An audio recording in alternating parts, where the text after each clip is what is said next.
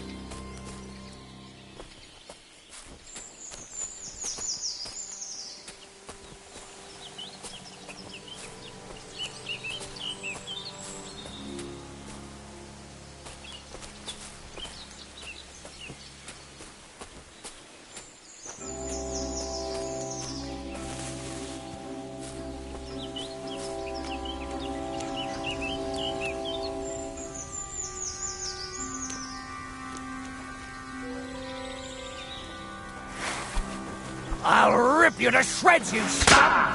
Alert! Alert!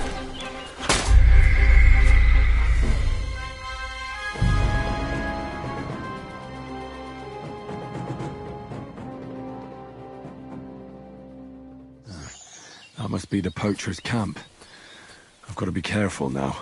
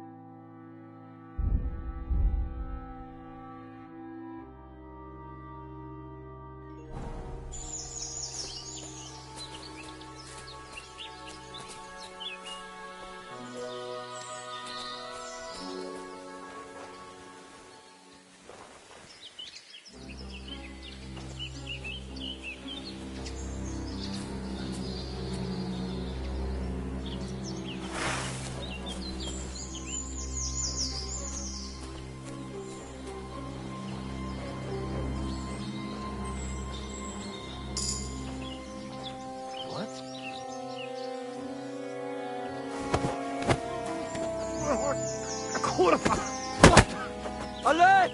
Alert!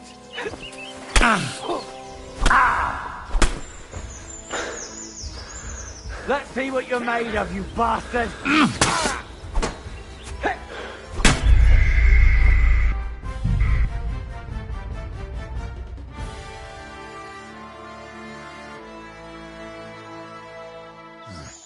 That must be the poacher's camp. I've got to be careful now.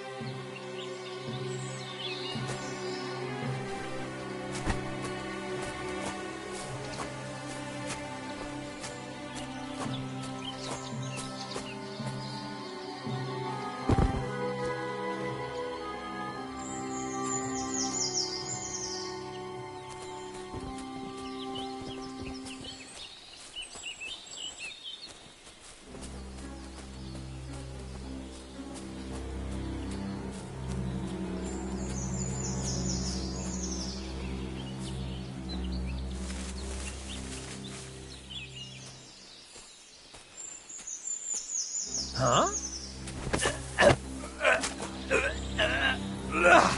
Fucker! Attack!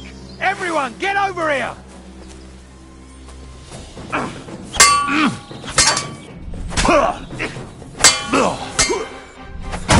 Take that!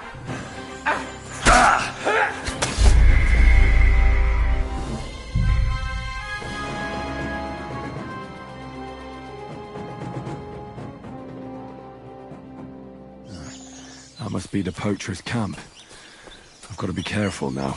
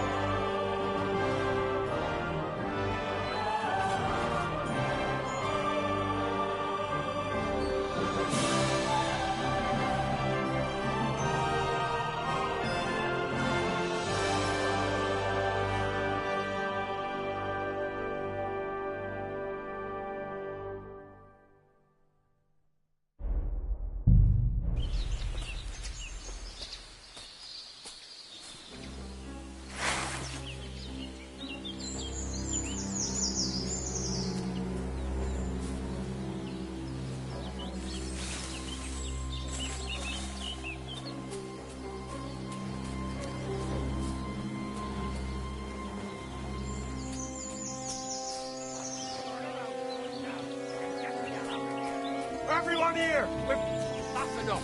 You're getting a thrashing! Alert! To arms!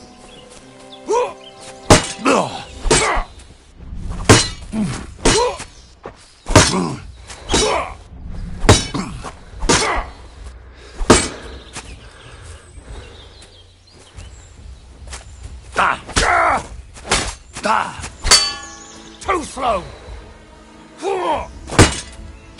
Hey! Fuck that! I yield. Mercy. No!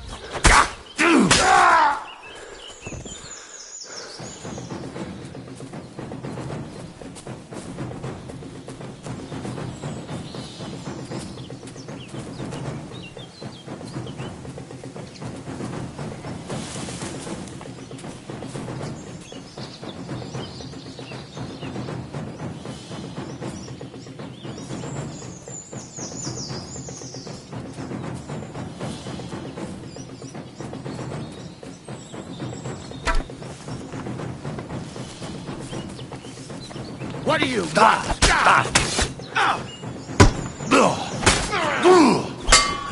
You won't get me! No job!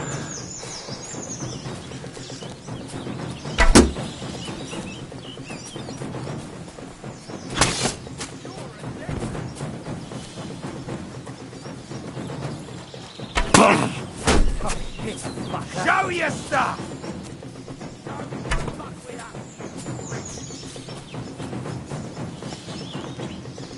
No, you can't run from...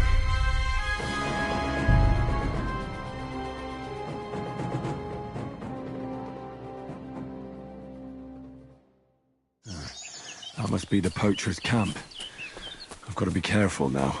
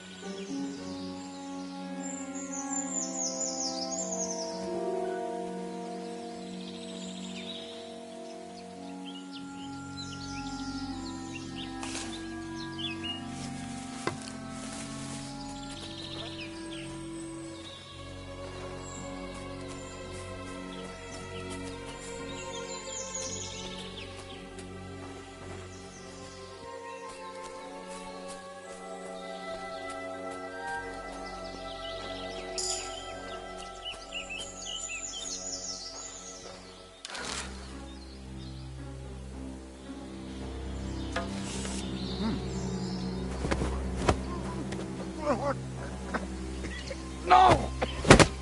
Alert! To arms!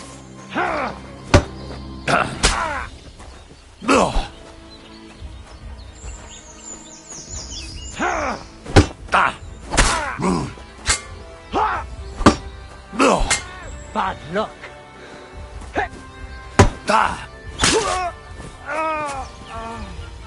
Do it!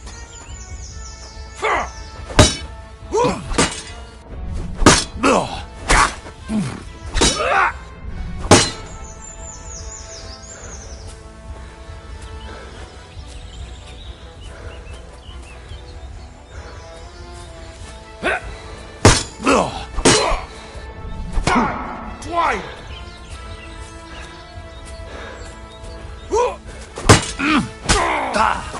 No, you don't!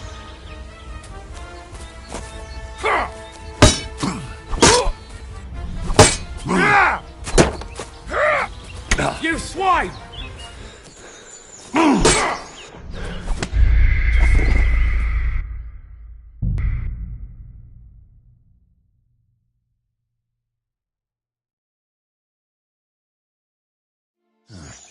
That must be the poacher's camp. I've got to be careful now.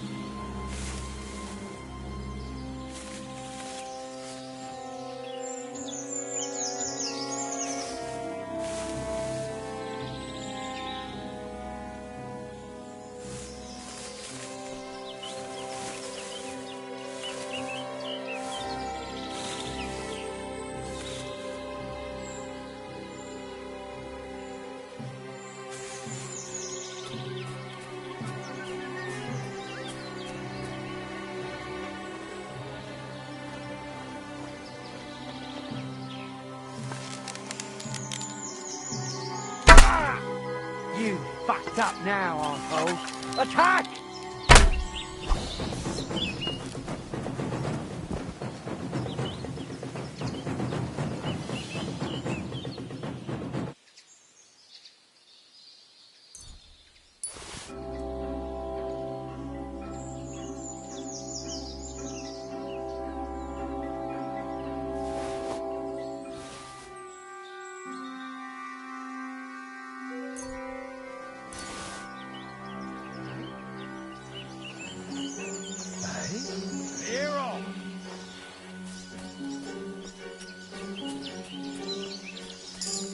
Fuck off before I kill you!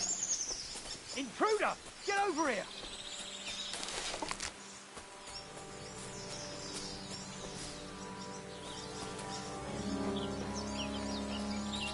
Where the fuck are you?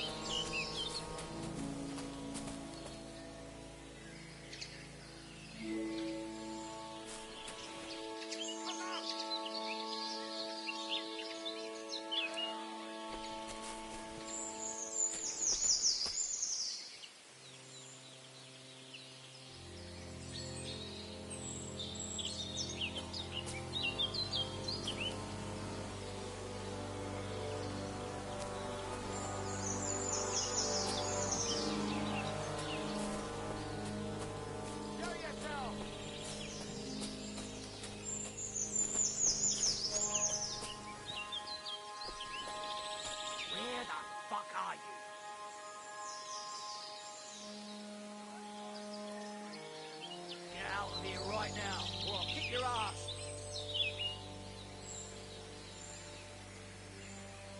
When I find you, I'll rip Fuck you off to shreds. before I kill you.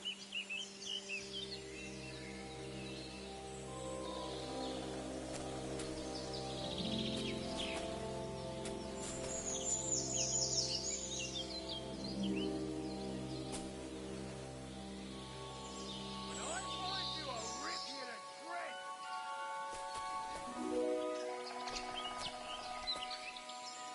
Clear off.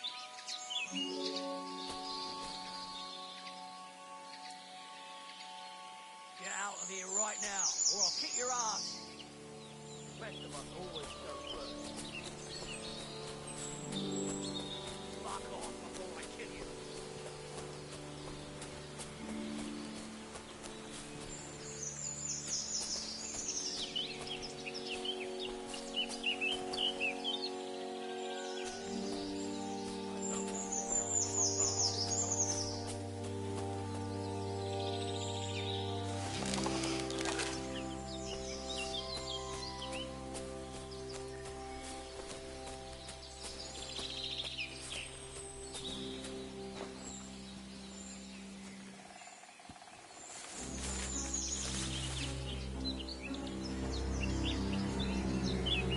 The best of us always go first.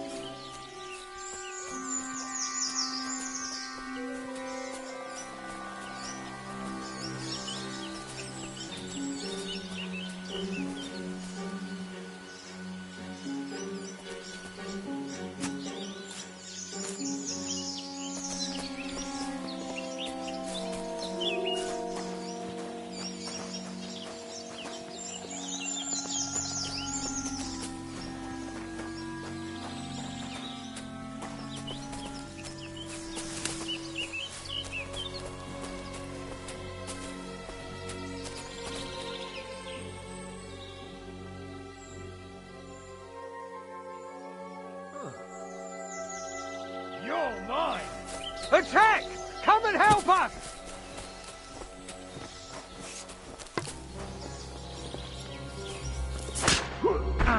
You want to try me?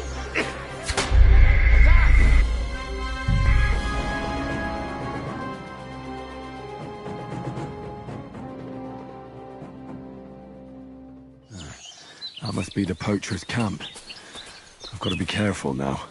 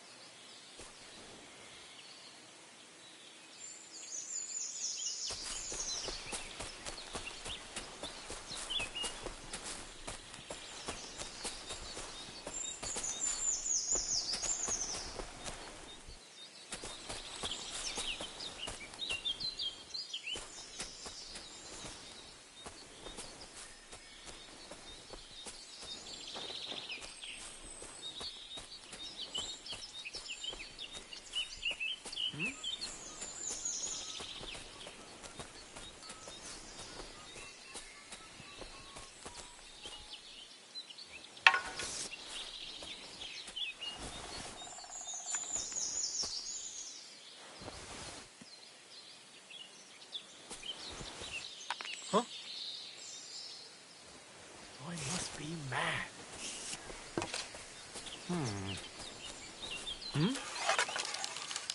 Die! Attack! Come and help us!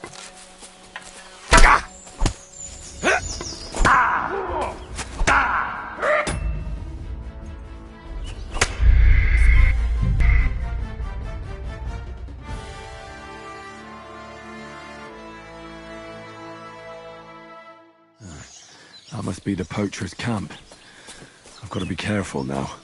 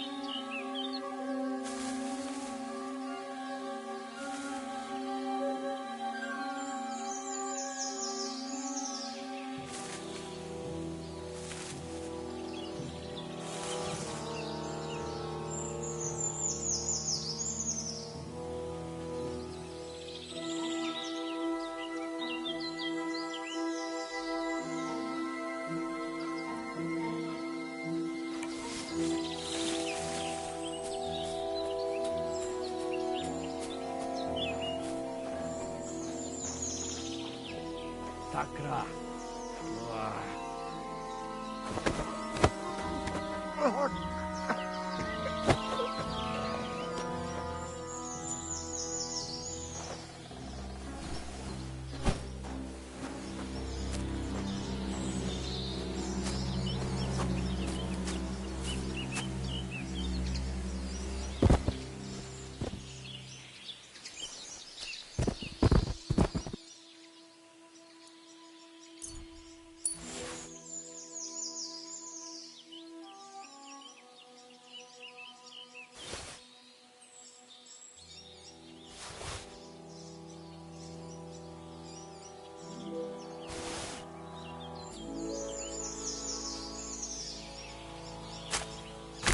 Huh? Huh? Are you yanking my pistol? Are you yanking my pistol? Hey! Everyone get over here! Fucker!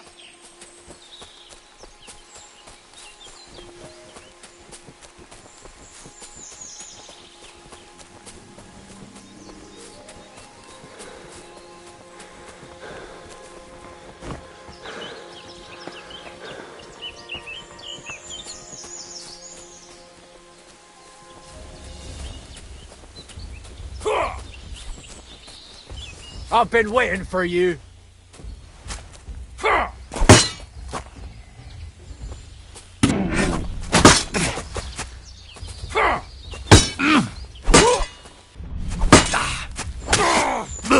No, you don't! Too slow! Mercy! Leave me be. No! Attack! Come and help us! Christ! My head!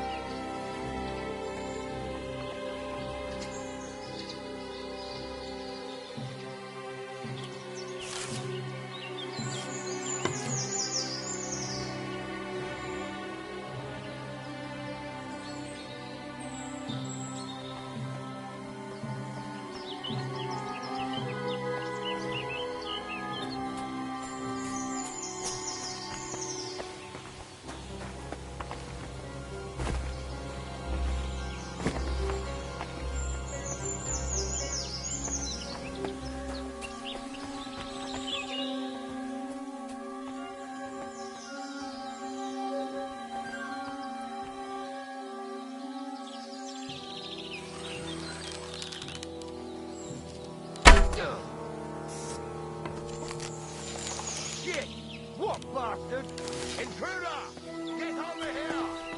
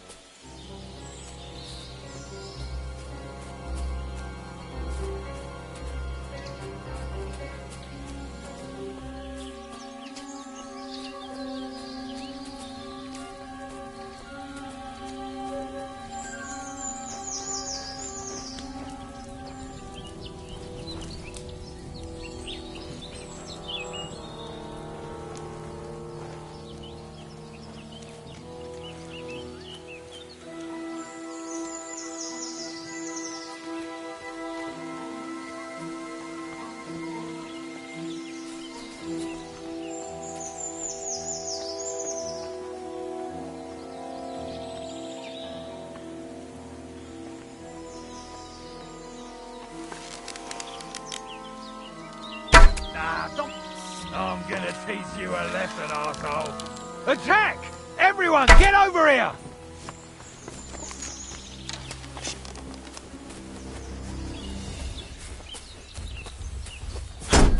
Show your stuff!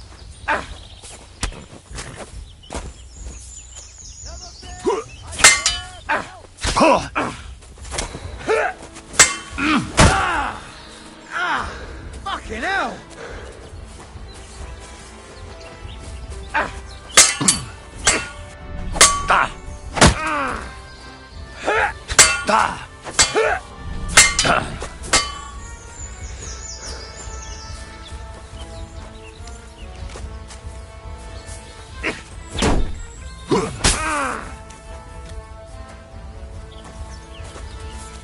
You wanna try me?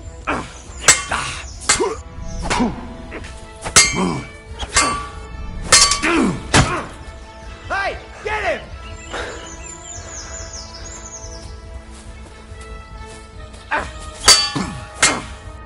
Now you're finished. Fuck that!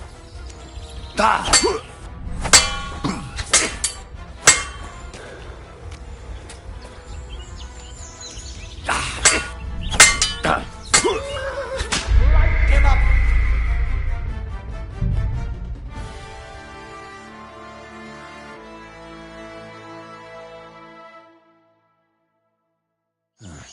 That must be the poacher's camp. I've got to be careful now.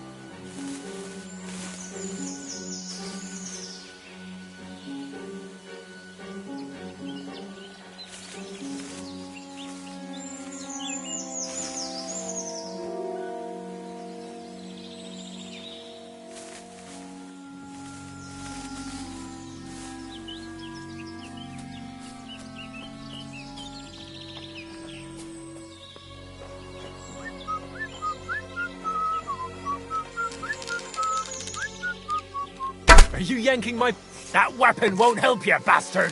Alert! Ah!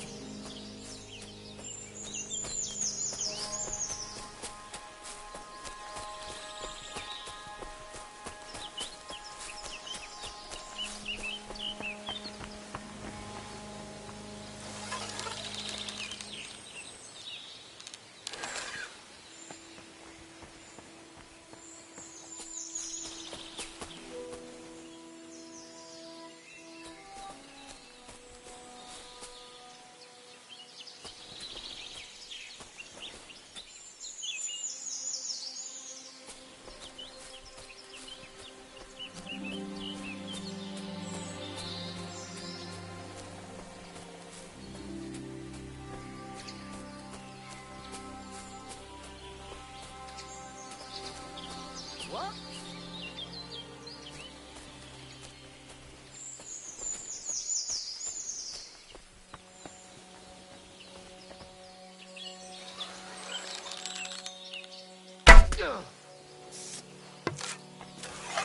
Shit! What the? You're mine! Attack! Everyone, get over here!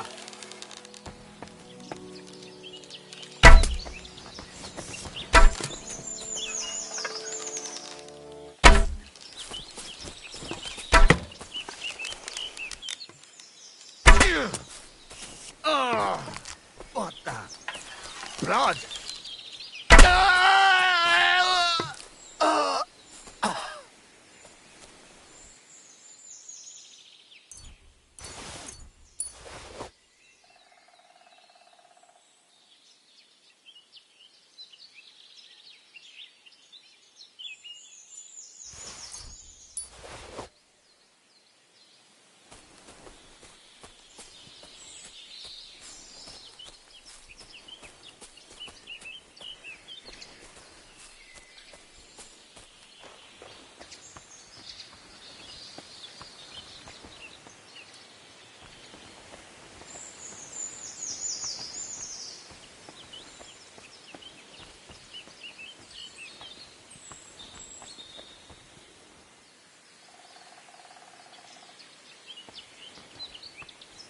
Hey?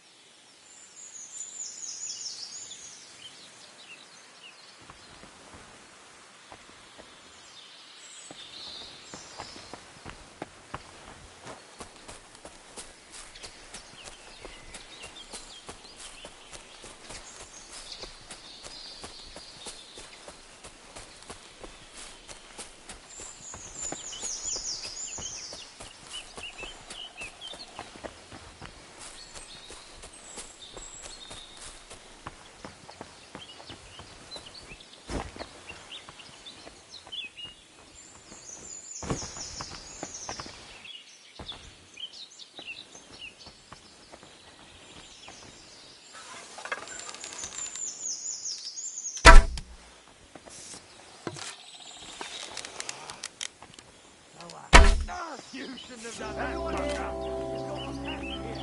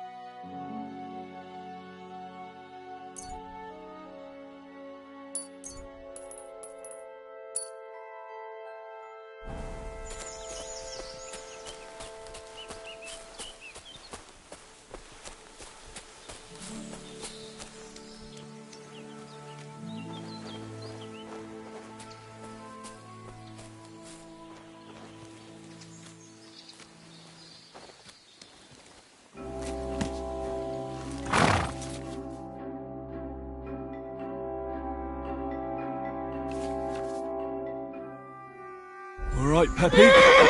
Let's go and see Vostatek.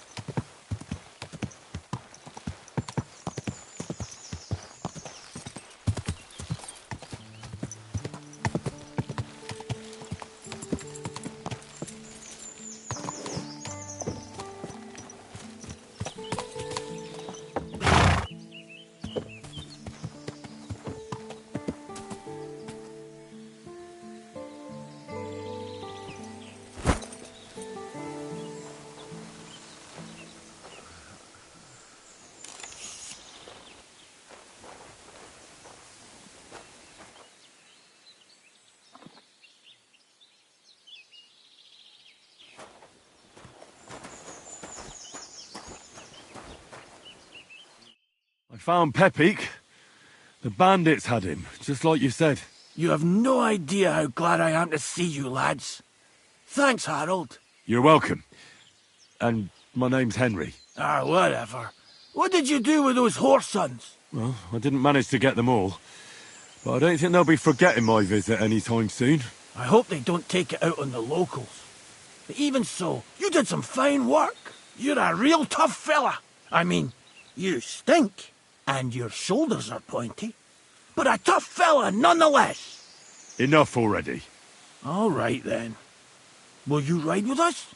Or will we meet back at my place? We've got a lot to celebrate. I'll ride with you. We wouldn't want you falling off that horse along the way.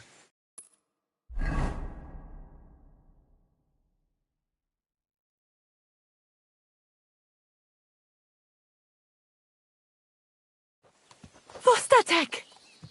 Slata, my dear! Vitek! Come here! Pa's home! Thank God you're all right. What happened? Ah, nothing much. Some wolves went after the carcass I had and chased me up a tree. Good thing Henry here showed up to save me. Mother of God! That could have ended badly. What is it, Ma? He's fine, just like I said he'd be. Vitek, don't be rude. He's right, though. I'm mostly fine. Don't talk rot. What about your leg? Don't tell me a wolf bit you. Nothing like that. I did that jumping down from the tree. Are you sure there were even any wolves to begin with? You reek of booze! Again, he was drunk, wasn't he?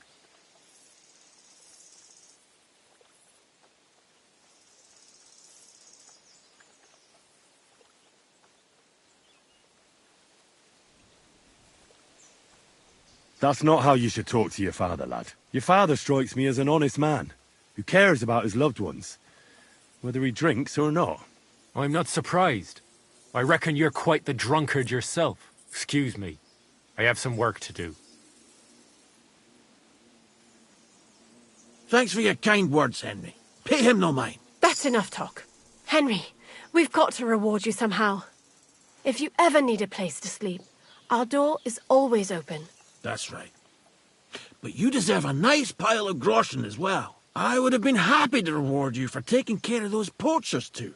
But even so, you won't leave here empty-handed. Horses are expensive, so you earned every groschen. Thanks.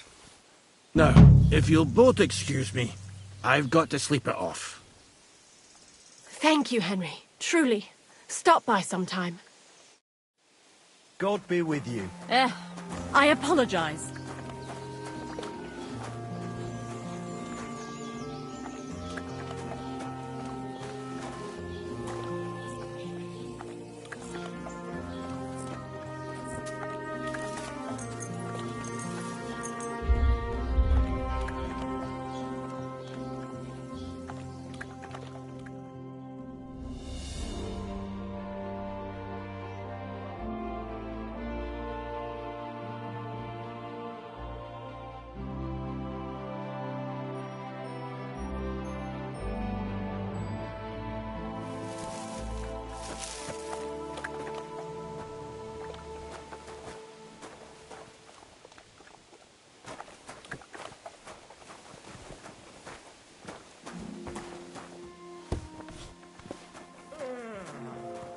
God grant you health.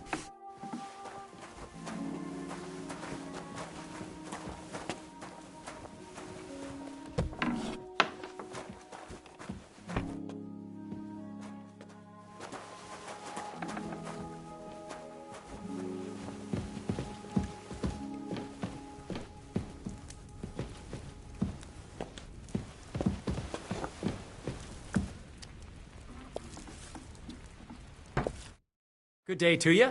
What would you like? I heard you could teach me something. Huh. Yeah, all right. But it'll cost you. What are you interested in?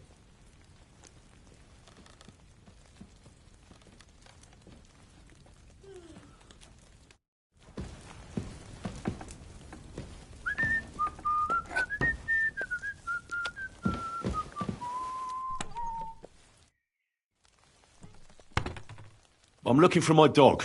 What's that got to do with me? Everyone's looking for something. I think my dog joined a pack of wild animals. I found a mauled deer near the spot he got lost. Now that you mention that wolf pack, I've got it in for them. And I'm not the only one. They've been wreaking havoc around Simine, chasing after game. It's driving old Lord Simine mad. But you're telling me an ordinary mutt joined up with them? I'll have to go and verify it. Thanks. Folks say they're always prowling up in the woods and rocks above the pond in the evenings. If you want to find them, try looking around there before dusk.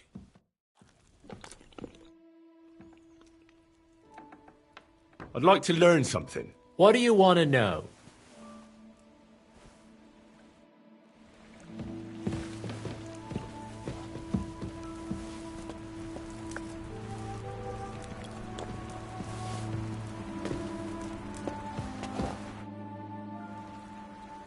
I'd like to learn something. What do you want to know?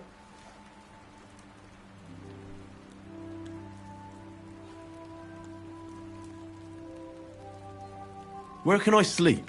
You can stay in the stable next to our lodge. Well then, does the best forester in the land have some problems I could help him with? Henry, you buffoon. I'm not the best in the land, but I'm in these parts, though. Know why? Because I'm the only one here. Well, apart from Varel, that is. So you don't have any problems? As it happens, there is something. Recently, my supplies have been running out quickly for some reason. And you know how much I like a drink when I'm taking a break on the bench behind my house. Indeed I do. It was me who carried you through the forest the last time you took a break. Aha, these things happen. So, I need to top up my supplies. Run along to Troskovitz for a bottle or two for me. Take this coin here. And what would you like to drink, gamekeeper of Ostatek? I call it the poacher's hideout. Mix a goblet of mead with wine, add a bit of saffron. I've never heard of this poacher's hideout brew before. Hold on! Poachers! I need help with poachers. The bastards. They think they can turn the woods into their own territory, but they won't get the better of me. I'll send you after them. You're hard as nails, you are. What's more, I'll give you a decent reward for getting rid of them vermin. That sounds better. Aye, so I don't forget. Hand back the coin I gave you for the booze. Of course. Sorry. Here you are. Well, are you going to do it? I'll help you with the poachers. The hunters will become the prey. That's the stuff. They should be trembling already. Tell me where I can find the poachers, then. So I can pounce straight on them. Hold your horses. I want them alive, not hacked to pieces. So don't butcher them. If you want it done without killing, I'll try it without killing. Glad to hear it. You'd be surprised how many hotheads have offered to do just that. I've had enough of hearing, "They're all dead, Vostatek," and then finding out the smart arse spent the whole day in the tavern instead. So if you do kill a poacher, I want proof.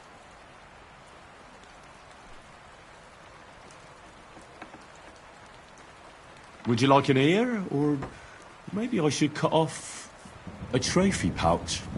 Ideally, some items only poaching scum have. Tools of the trade, string, gloves. No bringing me a hair from the tanner and claiming you found it on a poacher. Anyone could say that. Look, let's get to the point. We have to focus on Rock Tower Pond and the forests around it. That's where game's becoming scarcest. Can I count on your help? Ha, you bet. We'll divide it up into patches and make a noose no poacher will escape. Patches? What do you mean? I'll take the area around the gamekeeper's lodge, say. Maybe some poachers get the idea it's darkest under a candlestick. My helpers will search the smaller woods, and you take the rest. With those young legs of yours, you'll comb the forest nice and quick. Aye, right. I get it. That's the best idea you could come up with, eh? Aye, Henry. Let's say I go into the forest and come across some bloke. What then? The main thing is to make sure he really is the poacher. We'd have some explaining to do if you accused an innocent man. That shouldn't be too hard. If he's hunting, I'll seize him. If he isn't, I'll leave him alone. That's no way to go about it, Henry. You have to be certain, right? The Rock Tower poacher, say. He tends to spend the day holed up, only coming out before dawn or after dusk. He probably knows I like to sleep in and spend my evenings having a drink. So I won't be trudging round the pond at those times. So the best thing would be to catch him in his camp? Aye. He'll have dead animals, hides, bones, meat. He won't be able to talk his way out of that. Them poachers have also started using signs to mark their hunting grounds. They bend a branch of some pine to make a kind of circle. But what's the point of describing them, since I've got a few samples? They're at my cottage, next to the outhouse, where I have this lean-to. Take a look so you know what to watch out for. Where should I take the poacher? To you? To the Troskovitz bailiff, even though he's a bit, well. Look, I'll send him a message so he knows we're going to be bringing him some poachers. It would be just like him to let them go because you were acting without authorization. Well, you could go with me. And leave the lodge unattended?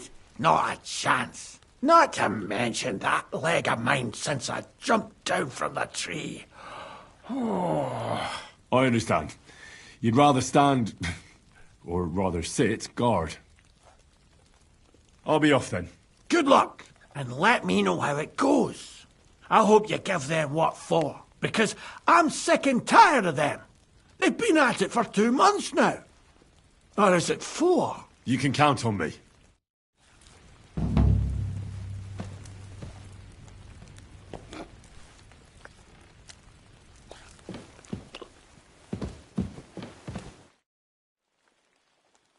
Are there any stray dogs around here? I'm looking for one. I have no idea. My husband deals with these things. You'll have to ask him. God be with you. And wash up a bit. You look awful. Good day to you, friend. Greetings to you, too.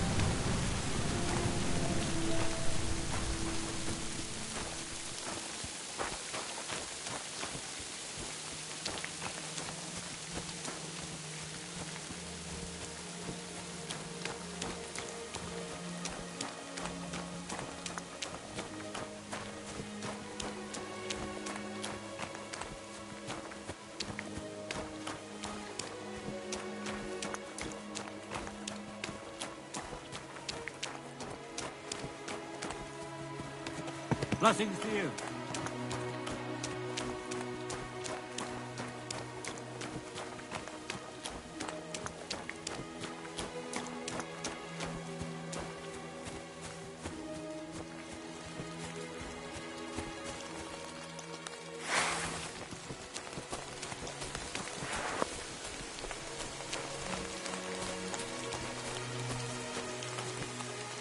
What?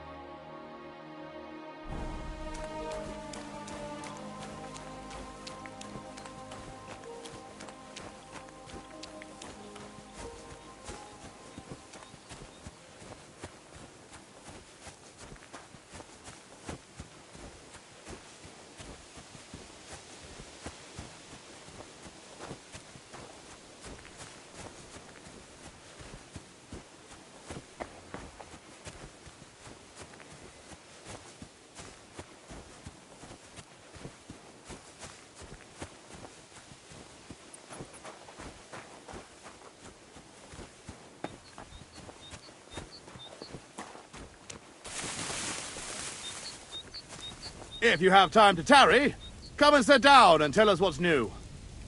Can't say no to that.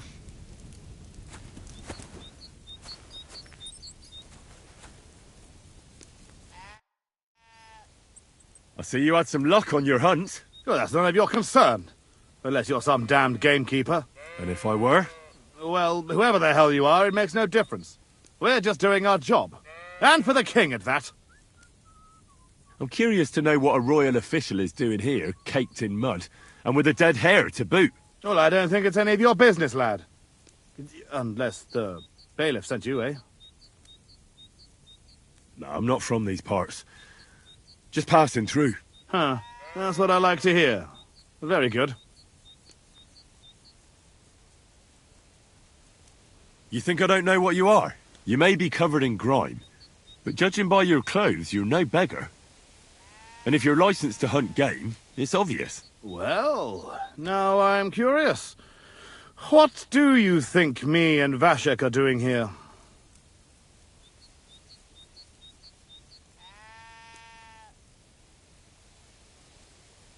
Your prospectors. You're looking for silver, of course.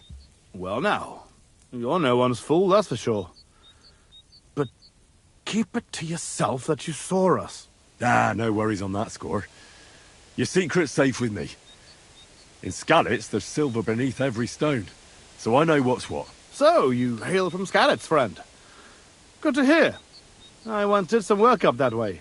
For the Sasau Monastery, it was.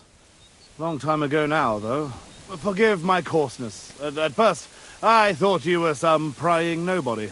Vashek and I are getting bored here, waiting for our workmen to turn up.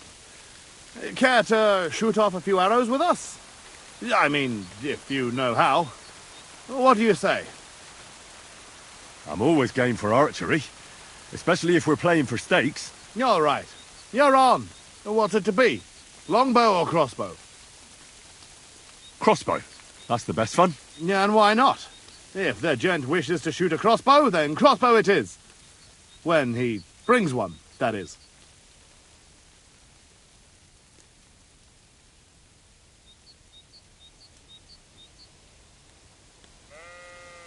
I'd like to compete at archery. What's it to be? Longbow or crossbow? I think it's a good day for a longbow. You're right. What do you feel up to?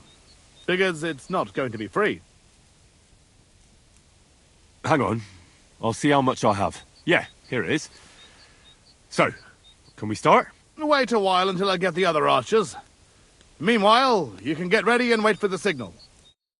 Everyone take up your positions. Let them fly! A measly 2 points. Again.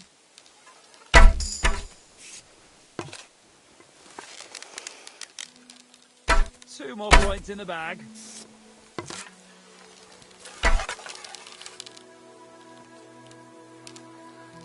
I'm doing pretty well today.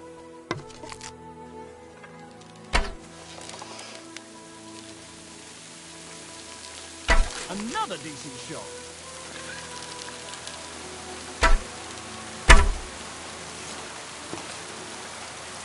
I'm shooting like Apollo himself today.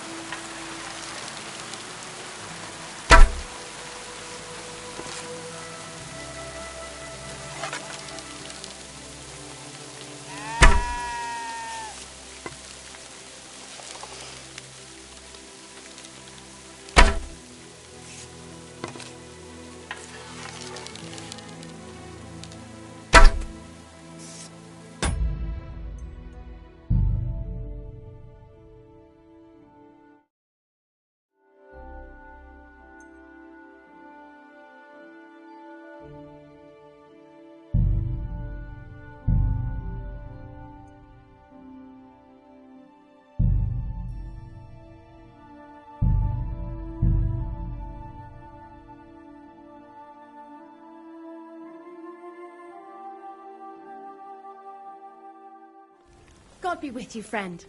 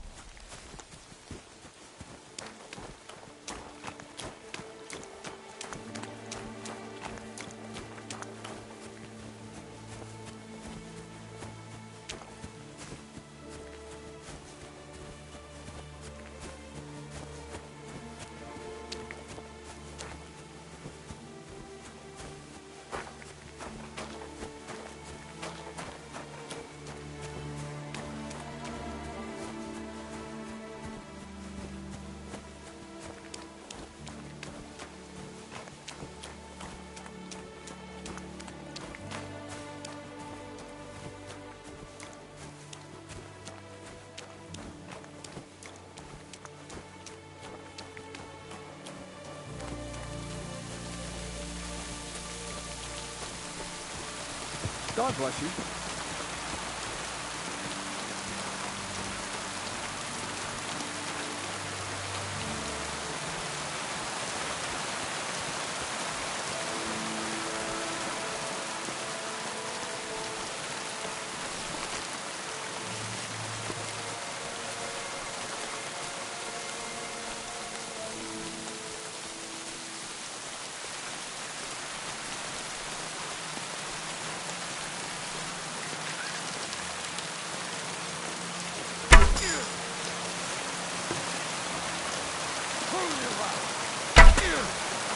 You're mine!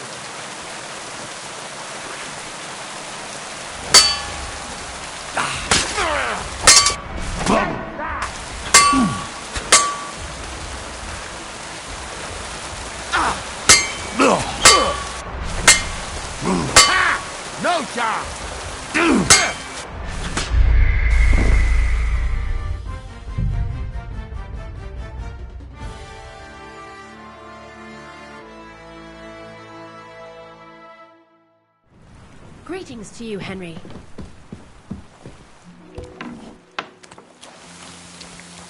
What are you sneaking around here for?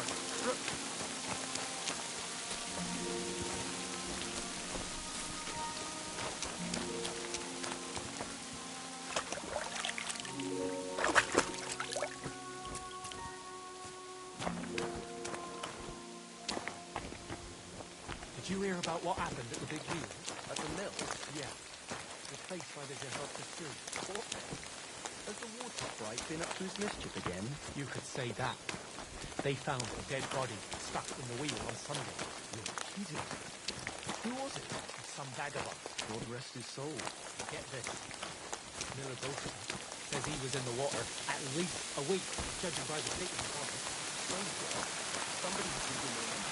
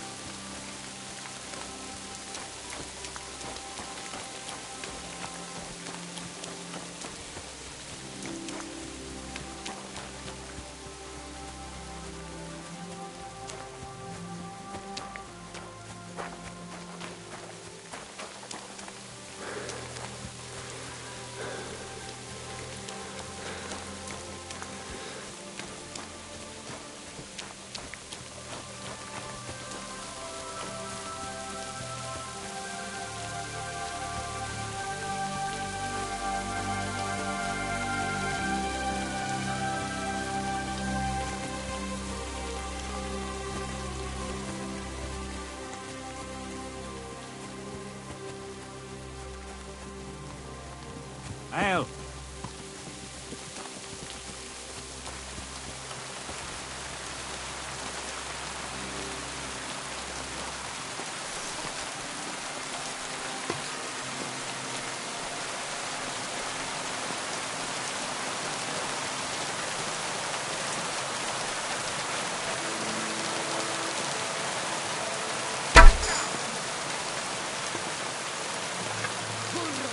What the? I'll get you!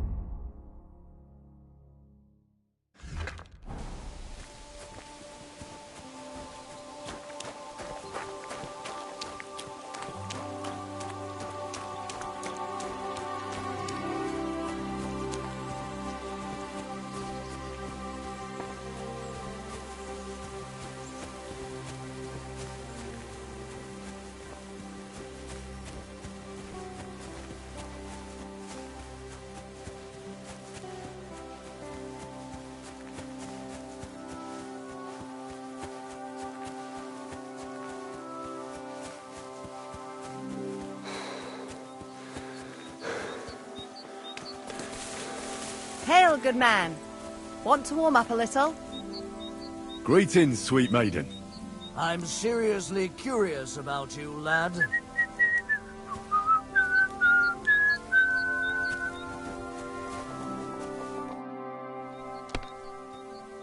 How are you faring, girl? Well, you know how it is.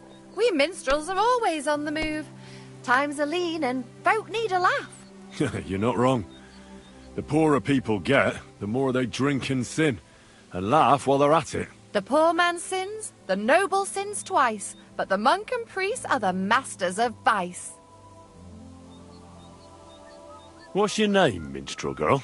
They call me Dancer, but I go by many other names. And can I hear them? If you come by after a show, maybe I'll let you give me one yourself, handsome. But now, alas, there's no time to perform. We have to leave here in all haste. Why the rush? Our tricks and jests rub some respectable old farts up the wrong way at the town hall. Our tomcat entertained the bailiff's wife, in the hay, and he caught them in the act. I bet he didn't find it funny, did he? And they say there's no place for sin anymore. Indeed. The bailiff don't take to his pizzle being yanked. I'm afraid it is time to part, minstrel girl. Farewell, handsome. Maybe our paths will cross again. Morning, lad.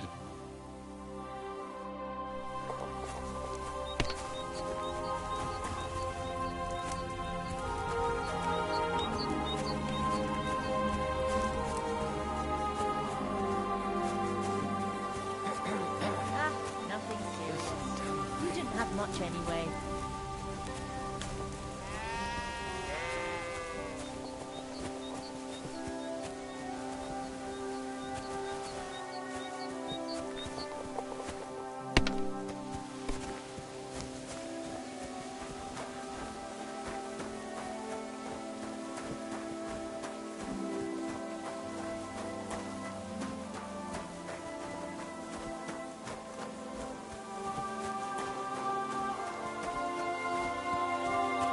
Jesus Christ be praised.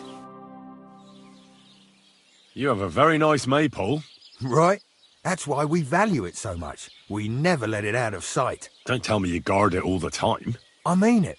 Everyone watches it during the day, and each night someone different has guard duty. Right now, it's that musclehead Henrik. Sounds like you're not too fond of him. You should hear my parents. Thing is, Henrik likes my sister, Manka. But my parents put a stop to that. Do you know why? You'd have to ask them. I have to keep an eye on the sheep. We each do what we have to. Take care for now. Fuck me. What a nice maypole. It'd be a shame if something... What? Nothing. Nothing. Really, very nice. I'll say, the best in the county. Do you know why? No. Because it's the only one. We toppled the one in Jelly off. They never saw it coming. Nobody gets the better of us. I don't think they're going to try anything after that beating anyway. Even if they do, Henrik will raise the alarm and we'll kick their arses again. Bless you.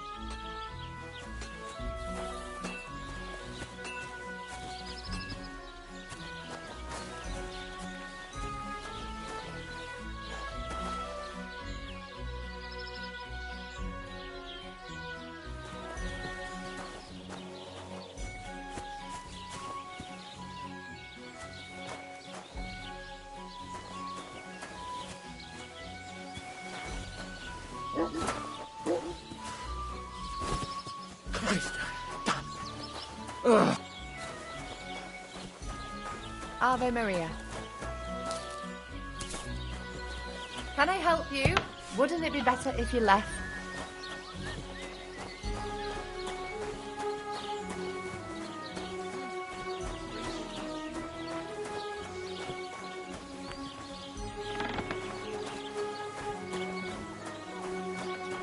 Huh? Hey, you! Yes? How about stretching those limbs and getting some light exercise? Shall we spar? Why? A lovely tree like that. It's a nice place to rest when you're passing by in the summer. The only bit of shade far and wide. That's just it. Some noble was rested under it. What's all that barking for? Go away! You've no business here. That's right.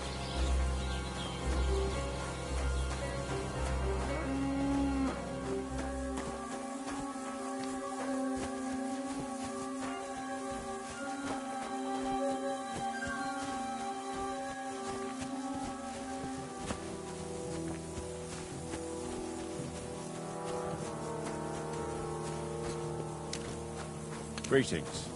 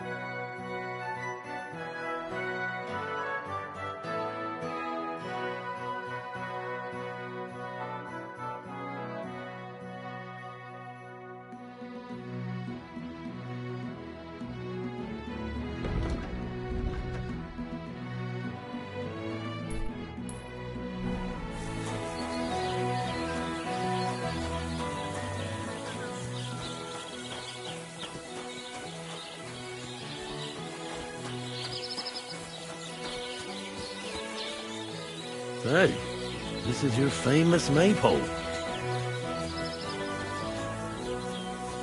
I'm too conspicuous during the day. Better to try at night.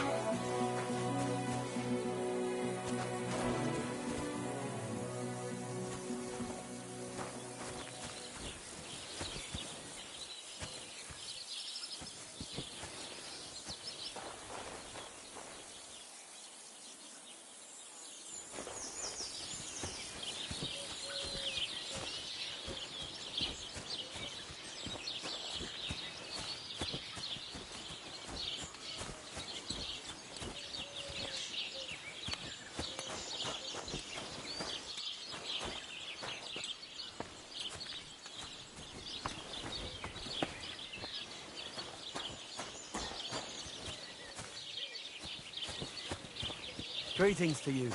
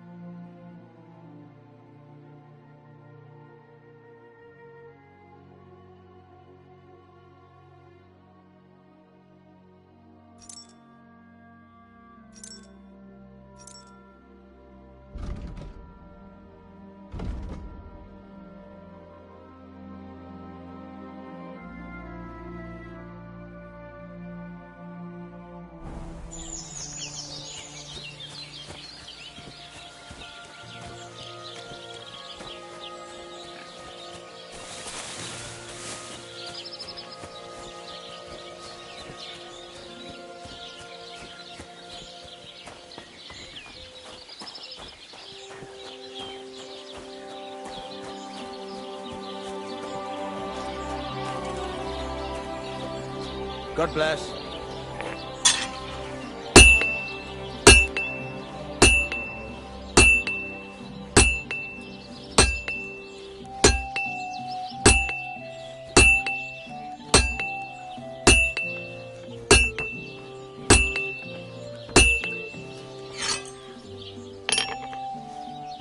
Praise the Lord.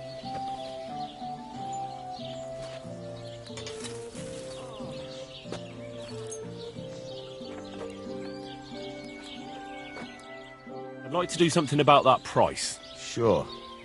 Why not?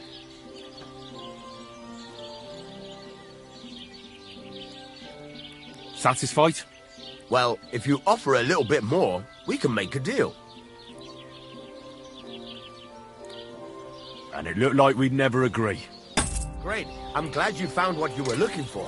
Take care, friend. I need something repaired.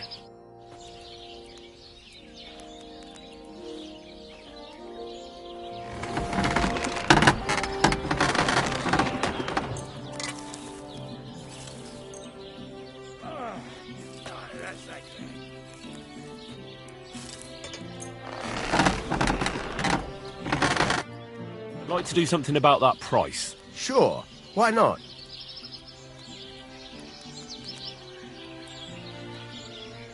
Is this enough? More. I'll go for that. Thank you kindly. And come again, friend.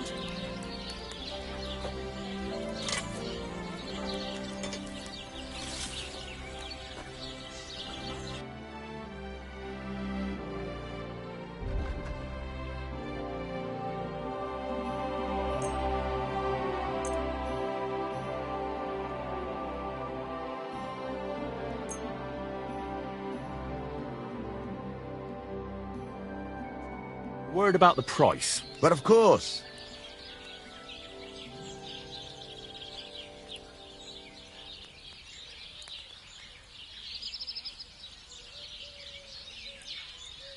How's this?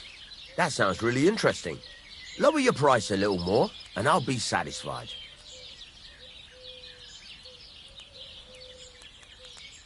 I'll go for that. Thank you, and a good day to you, friend.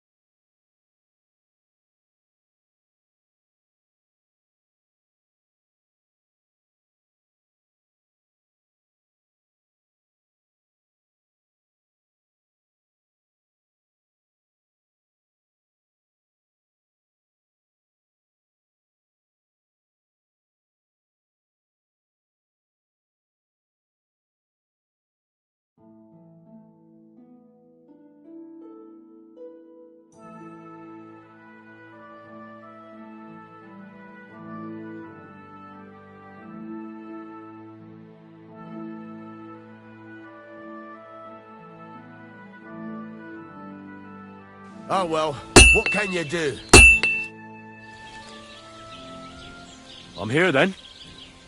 You said in the alehouse that you could do with a helping hand at the forge, didn't you? I could. My last two hands, well, they're not worth mentioning. And what with the wedding... What's your name? Henry? That's right. You said something in the tavern about being a blacksmith's son, didn't you? Aye, that's me. My father was a swordsmith, and not just any. He even forged swords for the nobility. For the nobility, eh? Well, that kind of experience will come in very handy for me indeed. As it happens, I have to forge a wedding present for young Lord Semine. A fine sword. So you'll take me on? Hold your horses. I'll have to try you out first. You could forge me a hunting sword as a test, so I can see if you can make a straight blade. That shouldn't give you much trouble if your father was a swordsmith, should it? Sure thing. I can get started right away. Great. Find some iron and get started then. Iron? You can't make a sword out of butter, but if you don't have your own stuff, you can get everything from the chest in my forge.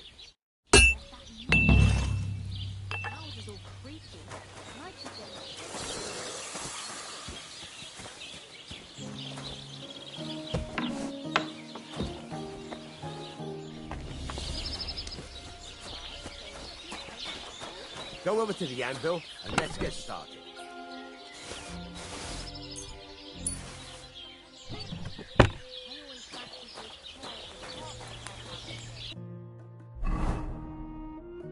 Furnace is cold now. Give it a practice try. Some things, like swords, are too long to fit in the fire. You have to heat it up a bit harder. Try poking it around for a bit.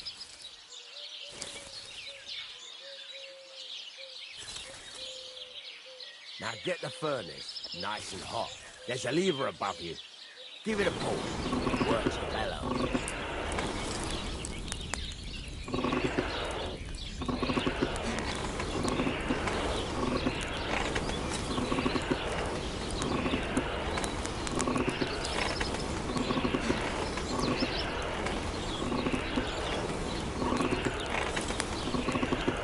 Tell the temperature by the color, but you won't be able to tell when it's in the fire.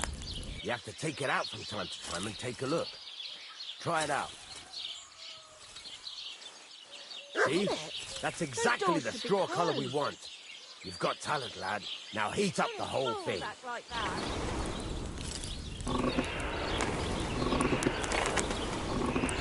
The whole thing is heated up now, so come over to the anvil. Try moving the sword along the anvil so you can get the hang of it.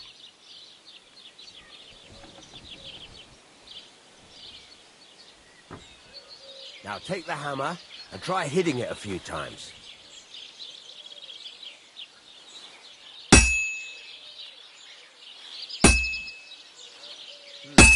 Well, see you around.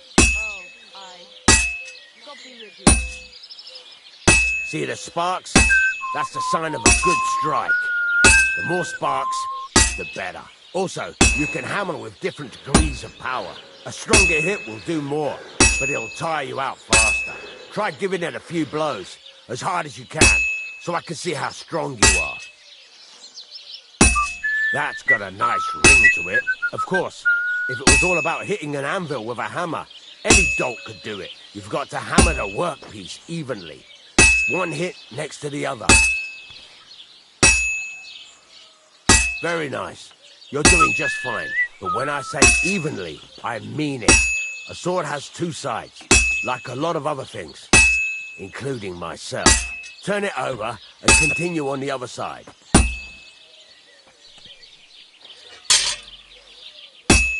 Everything's there. Nothing's missing.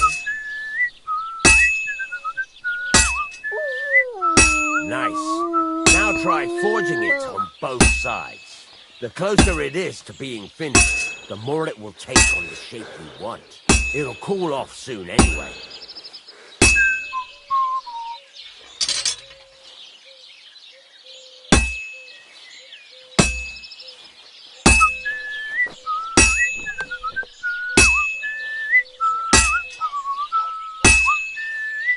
It's cooled now.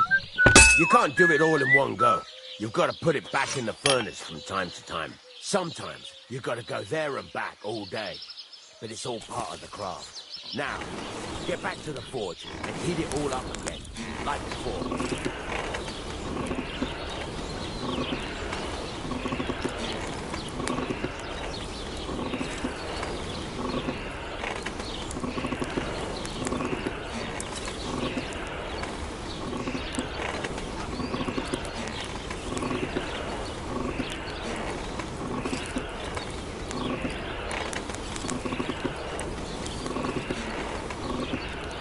The whole thing is heated up now, so come over to the anvil.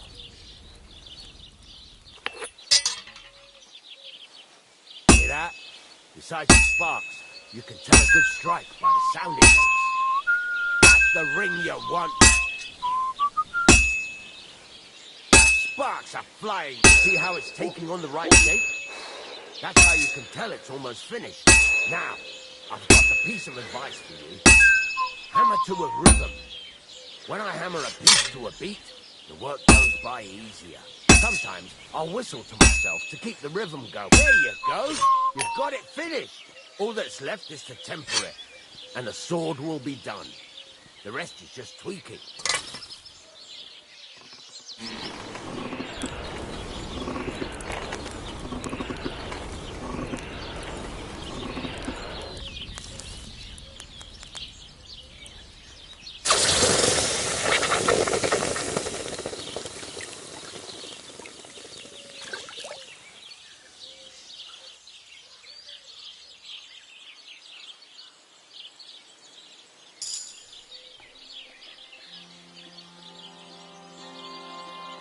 Right. Let's have a look. Very nice work. Your father taught you the trade well. He'd certainly be happy to hear that. If you carry on hammering as well as you did today, you've definitely got a job here. Even so, keep in mind, it's all about making sure every strike does its job. That's why you can't let it get cold, or keep striking the same spot. If you work evenly, each strike falling right next to the last one, you can't go wrong. Got that? Or is there something else you want to ask about? What good does it do me to whistle while I work? It makes you work to a rhythm. You won't get tired so quickly, and the iron feels it. How do I know a good strike from a bad one? By the sparks that fly up, and by the ring. It rings out with a different sound when you do it right. What's the right way to heat up the workpiece? Do it till it turns the color of straw. Ideally, the color should be the same everywhere, if your forging's going to be even. The main thing is, don't work it cold. You just ruin it. But don't overheat it either. As soon as sparks start to fly off it in the furnace, take it out. Why should I forge evenly? If you keep hammering the same spot, you'll never finish it. You'll just fuck it up. But jumping from one end to the other ain't a good idea neither. You'd end up working unevenly. The best thing to do is aim each strike next to the one before. How will I know it's finished? Notice the shape. The closer you are to finishing, the more precise the shape it will have. Thanks. That's all I need to know. You can sleep in the chamber by the woodshed. And there's a chest where you can keep your things. And of course, you can use the forge anytime you want. Any questions? Where can I get materials? You can buy some essentials from me. But if you want to make a fancy sword with lots of ornamentation, you'll have to look elsewhere. This is just a village, you know. The locals ain't after luxury. They can't afford it neither. What can I do with the items I've forged? Well, you can sell them, though you probably won't have much luck around here. But I'll happily buy some of the nicer things from you. What now? What do you think? You're not going to be idle. I'll find you some work to do right away. You're pretty good at swords, but what the locals really need is axes and horseshoes. Right, here are some simple drawings that show what they're both supposed to look like. And some iron. You can get down to it right away. Just like that? You aren't going to help me? Sacre, lad. I chose you because you already know a thing or two. I'm not going to look over your shoulder all bloody day. You take care of these smaller jobs. Forge away as long as you're able, and then sell it all. Once you've made some coin and feel like being out in the open again, I'll give you some more interesting work. God be with you. Good day to you.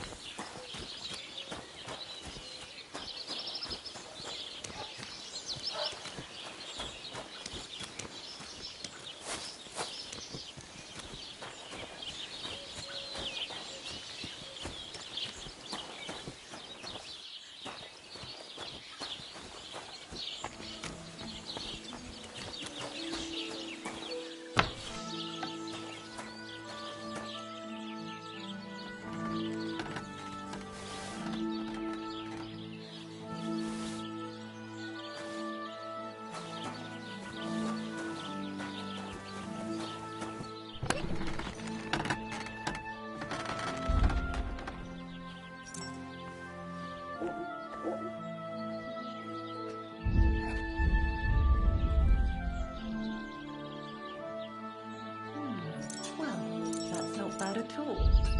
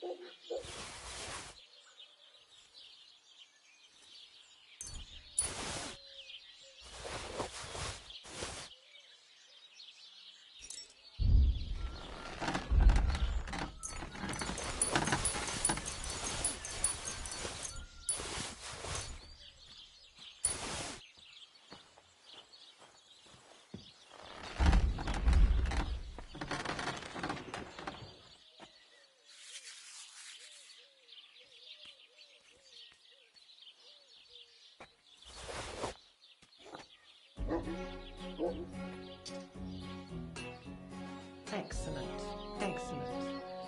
Next time it'll be even better.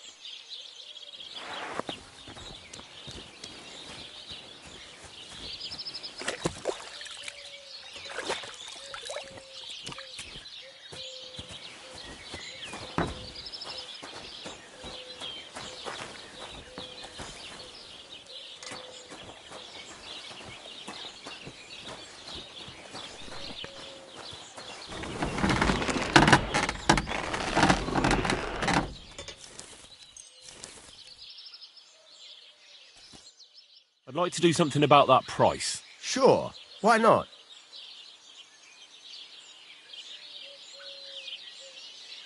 Is this enough? You really won't convince me like this. That's a decent price. Great. I'm glad you found what you needed, Henry.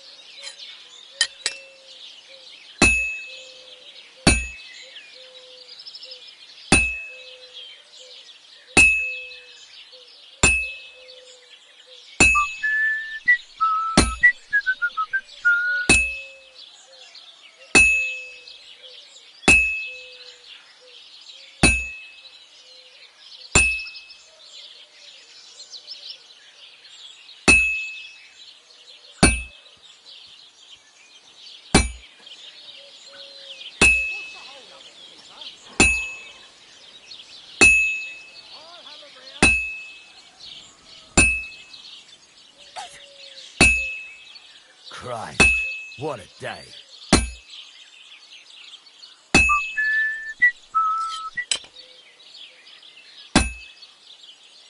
It's already cooled off.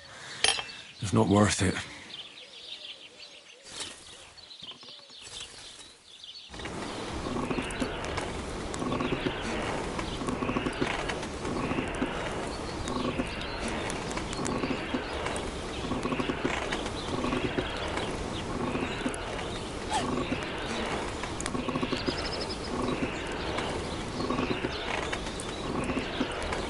Damn, it's burning.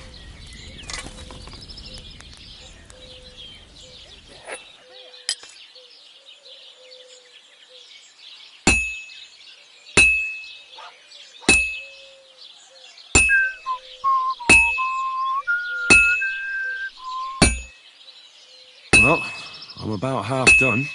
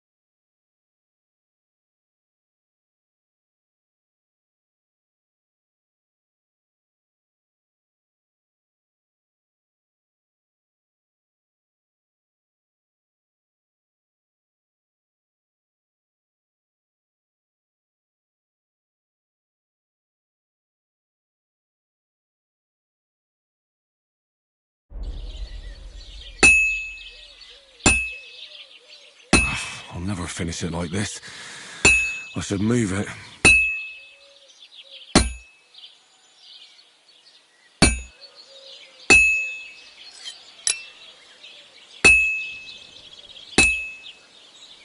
All finished.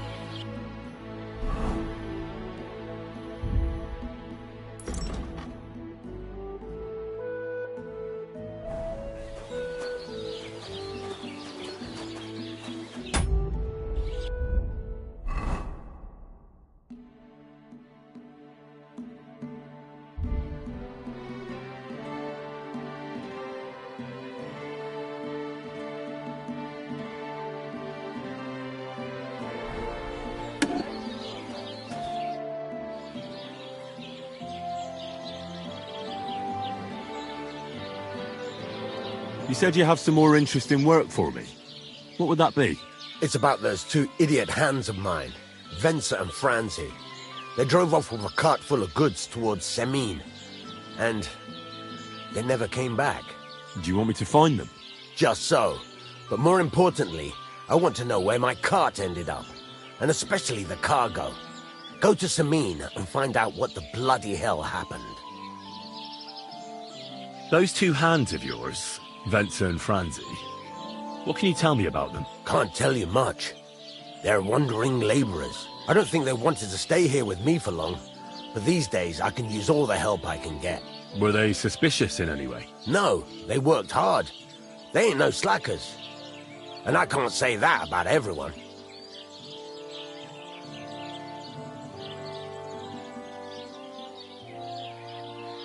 Have you any idea which way they might have gone? I could have a look along the way. Maybe their cart broke down or something. There's only one road to Semin that can take a cart. It leads from Takov to Troskovitz, and then to the south. But I've got a bad feeling they got up to no good in Semin.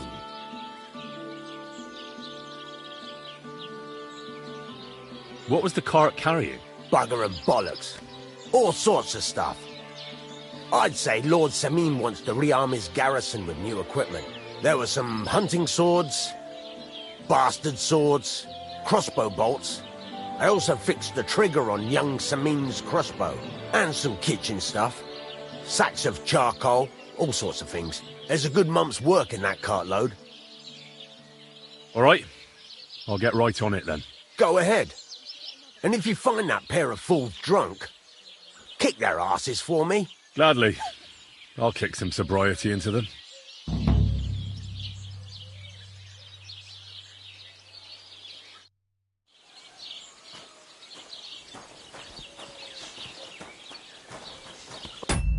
Sorry?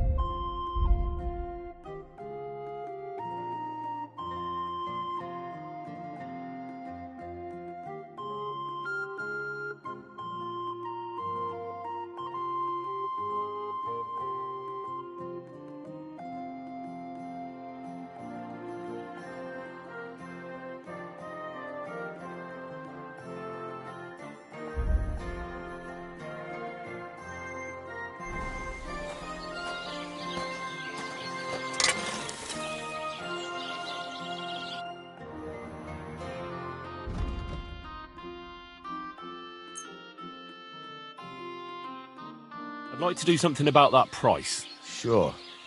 Why not?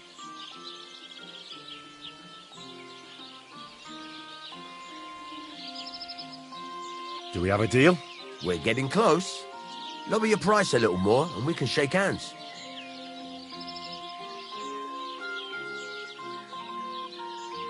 Finally, a reasonable sum. Glad you found what you needed, Henry. Take care. I'm sorry.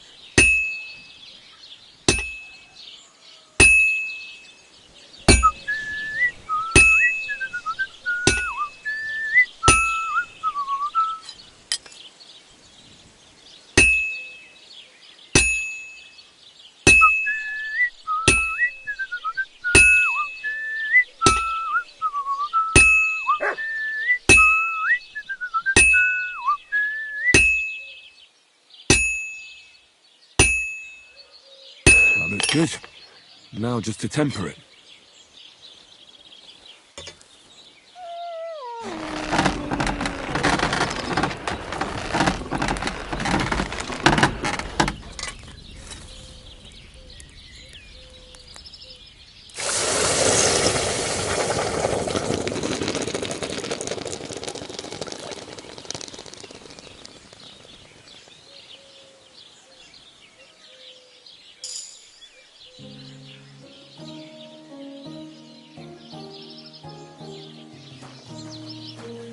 I'm sorry.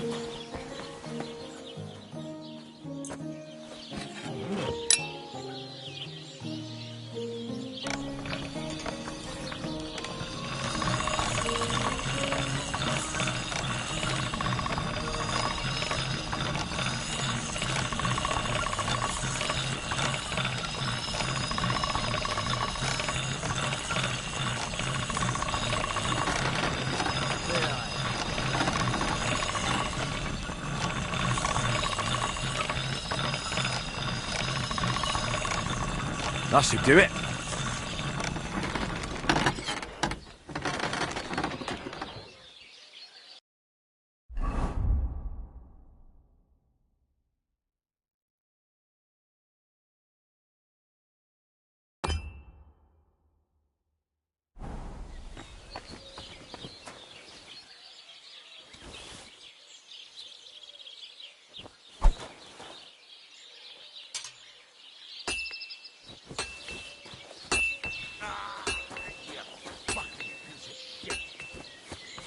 God bless you.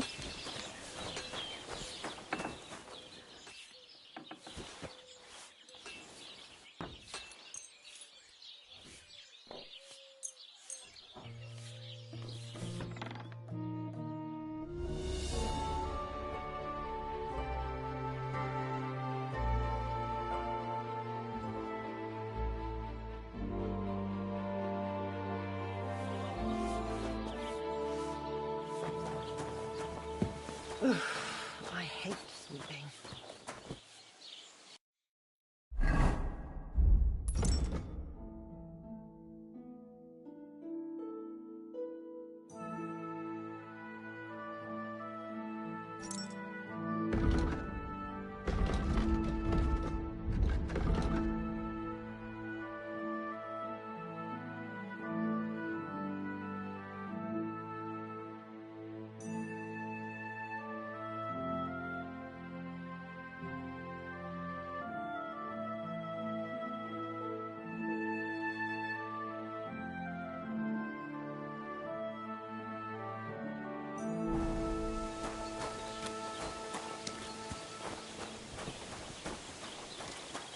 God be with you.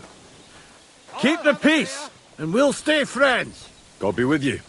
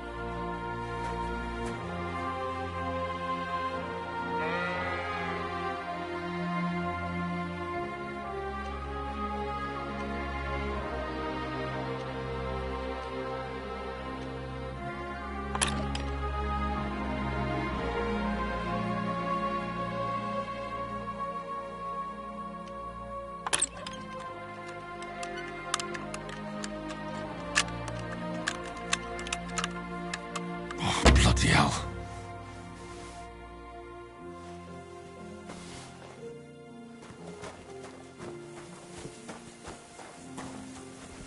Greetings.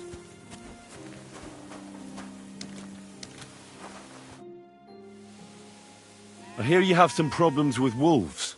You can say that again. Those fucking mangy beasts are eating my sheep. They take them like they were for sale at the market. Did you notice an ordinary mutt amongst those wolves? You know, there might have been. I didn't get a close look at them, but one seemed to be smaller and was a strange colour. That could have been Mutt. If I understand you, you're looking for your dog and think he might be with those wolves, right? That's right. I'll have to find that pack to see if it's him. I'll say, since you're already going after that pack, would you mind doing a good deed? If you kill those furry fuckers, there'll be a reward in it for you. Why not? I can kill 2 birds with the 1 stone. That's great. It'll be well worth your while.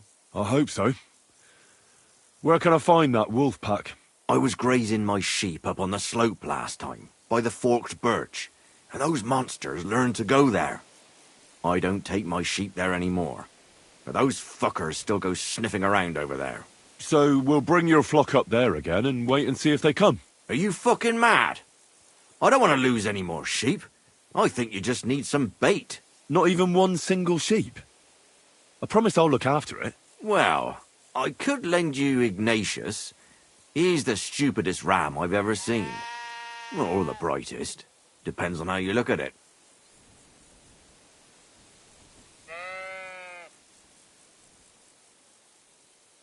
Keep your sheep. I'll manage without it. As you wish. Maybe some spoilt meat would do the trick. If you don't have any, don't think of laying a hand on any of my sheep. Just take Ignatius. What should I do with the meat? What do you think? Head due east towards that forked birch.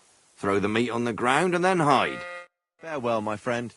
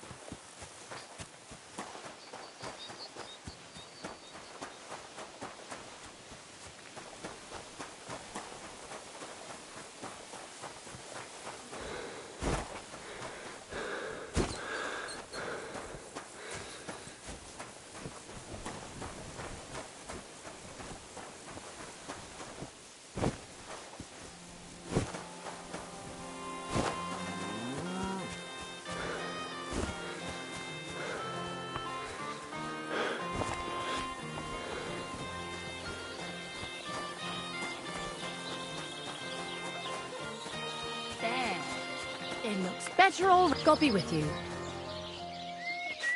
Aren't those dice... Innkeeper, a beer! Ah, never mind then. Farewell. That's a beautiful maypole. We never had one quite like it back home. Aye, ours is the prettiest. And also the only one in these parts. Except, I feel sorry for my poor Hinyik, having to worry about it. Henyuk? He's my sweetheart, I suppose. It's complicated. Complicated? Is something wrong? Well, since you asked, my parents forbid us from seeing each other. They're all up in arms over it. They're just not fond of him. So we have to meet in secret, which is impossible now, since Henyek doesn't have the time because he has to watch the maypole. Well, what if someone took over for him and he had some free time tonight? I'd like to see that. He's tired, but it's a matter of honor for him. Besides, the others wouldn't be happy if they found out. We'll see.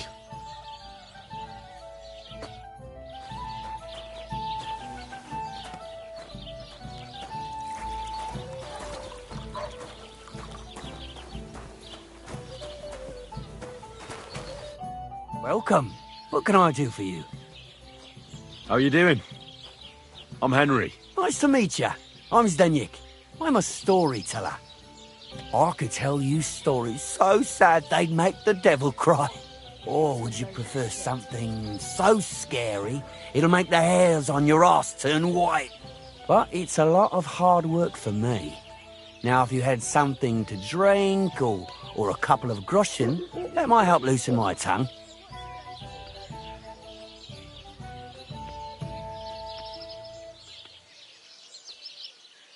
To your health, my friend. Thank you very much. I knew you wouldn't leave me high and dry. So what kind of story would you like to hear?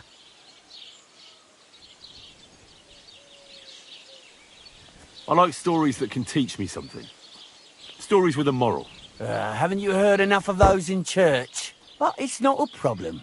I have just the tale for you. And it's not one you'll hear from any priest. So, once upon a time, there lived in these very lands 2 brothers. The older was called Kuba, the younger, Matthias. They were both woodcutters, like their father and his father before him. One day, at the height of summer, they were working in the woods. The air was as hot as a furnace, so Matthias went to a nearby pond to cool himself. But as he was leaning over the cold water, there was a loud splash. His axe had got loose from his belt. In haste, he began to search the muddy bed of the pond, and his hands soon touched something hard and heavy. He pulled it out and could not believe his eyes. He pulled out an axe. Yes, but not his old one. It was an axe made of pure silver. Good God. I'd grab that without a second thought. Maybe you would, but Matthias would never. He's an honest man, and with a big swing he threw the silver axe back. He searched the pond again, and this time he pulled out his own axe. Nothing but dull iron and old wood.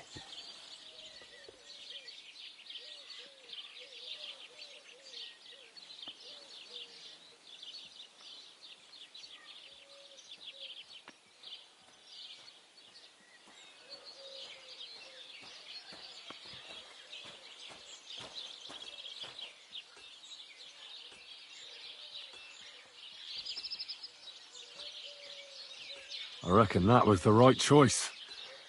Who knows who the silver axe belonged to? Well, quite.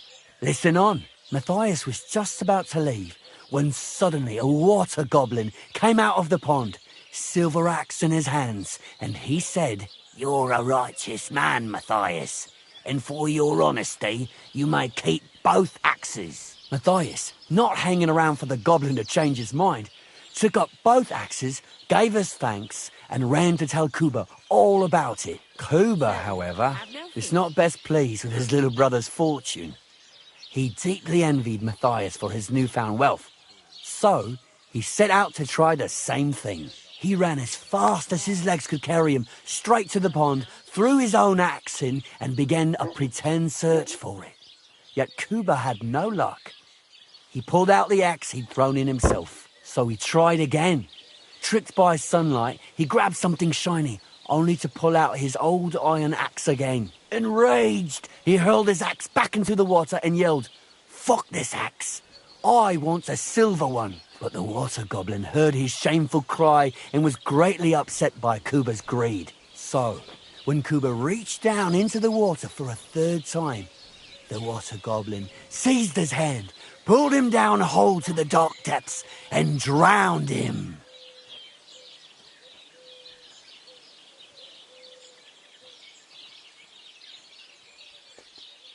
Well, all was as it should have been. It was Kuba's fault. I don't think so. It seems Matthias didn't either. He went to the water goblin and begged for his brother's body so he could take him home and bury him. But the path back from the pond led over a steep hill, and carrying the weight of the waterlogged body exhausted Matthias. He stopped to rest by an old oak tree, and he used a silver axe to cut off a branch that would serve as a walking stick. But it wasn't enough. Somehow, it was still getting harder to continue up the hill. Then Matthias realized it wasn't his brother's body that was weighing him down. It was the silver axe. The axe was the cause of all this trouble. So he started bashing the silver axe against the big stone with all his might, trying to destroy it. Yet no matter what, he couldn't even make a dent. With the last of his strength, Matthias climbed to the top of the hill. He knew he could go no further, so he found a pretty spot with a view over the valley and dug his brother a grave. There, he buried both his brother and the silver axe that had brought such pain upon them. His final act was to stick the oak branch in the ground by the grave. But lo and behold, the branch grew green leaves and became a tree. The locals have had no dealings with the water goblin since then, but some have had the bad luck to bump into him. And when you walk by the pier, where it all happened, you can still hear his chuckling. That was a very nice story. Story? What story? It's the truth. Why hasn't anyone gone looking for the axe, then? Because it brings misfortune. Didn't you listen to me at all? Look for yourself if you wish. Rock Tower Pond isn't far from here. The Water Goblin's pier is somewhere among the reeds. But leave me out of it. I'm fine here with my drink. It was good to see you, Henry.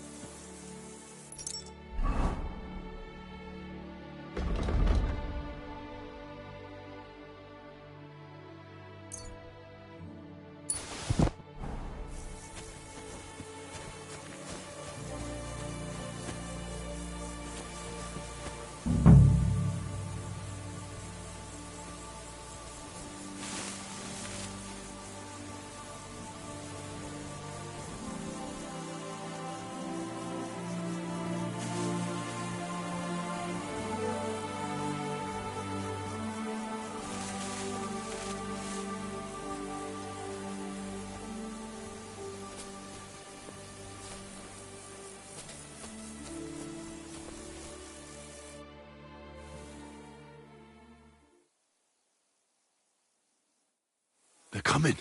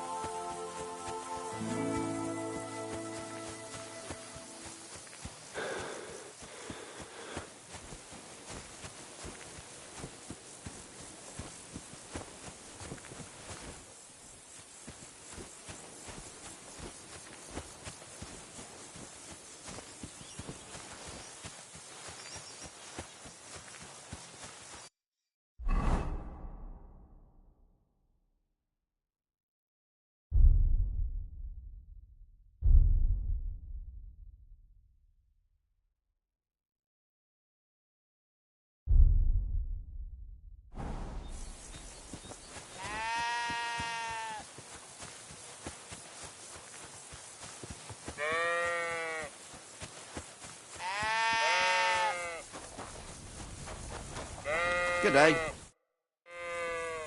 I'm back because of those wolves of yours. Ah, I'm glad to see you alive and healthy. How did it go? You don't need to worry about them anymore. You don't say. What a relief it is to hear that. Here's something for your help, just like I promised. I didn't find my dog among them. Did you try to ask our gamekeeper? He might be a drunk, but he'd probably notice a stray dog in the woods. He doesn't live far away. Down the hill here along the road. Right on the rock above the pond. Take care, Henry.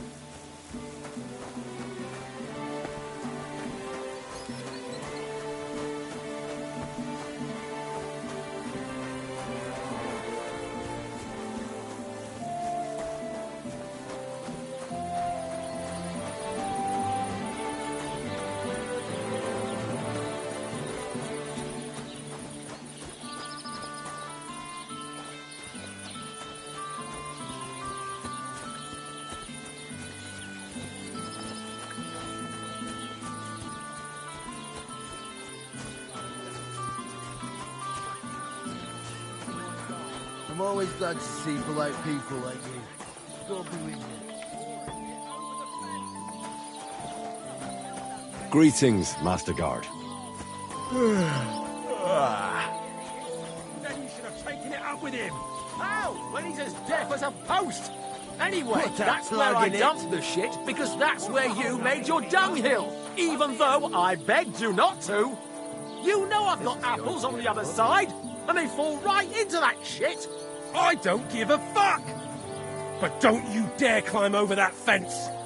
And if you've got a problem with that, take your grievance to the bailiff. Yeah, like he'll side with me when he's your brother-in-law.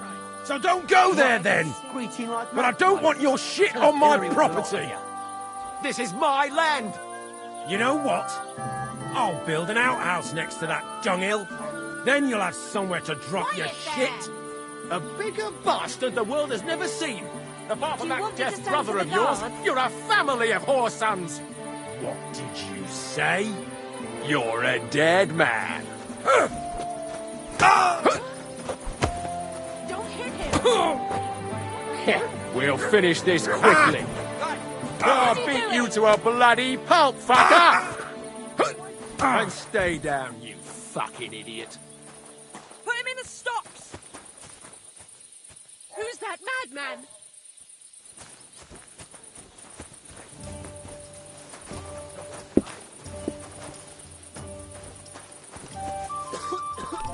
Wake up, come on.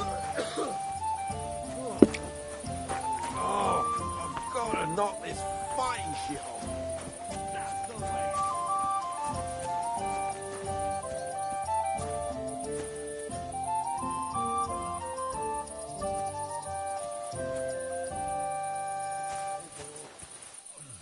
Excuse me? We're closing. No more beer.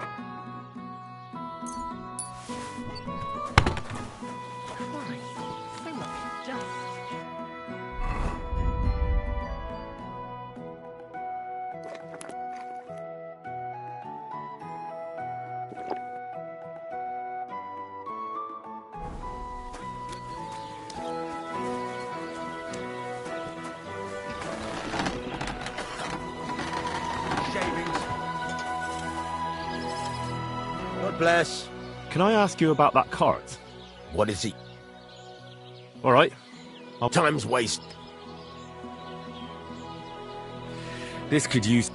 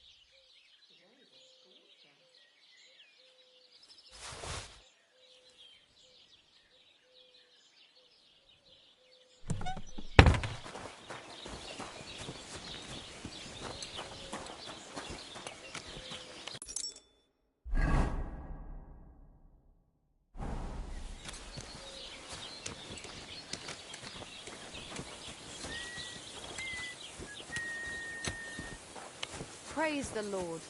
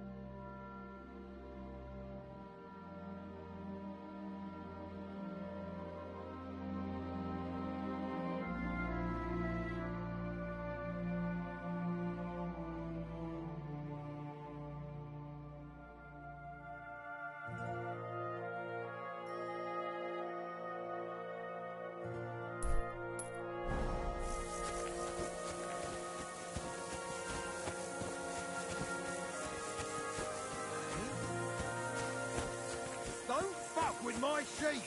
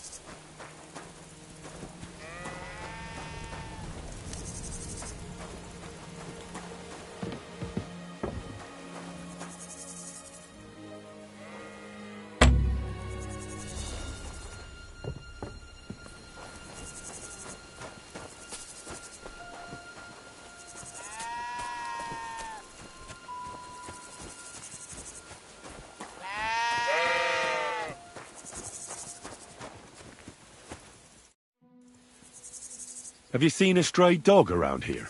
I haven't seen a dog. There are lots of wolves.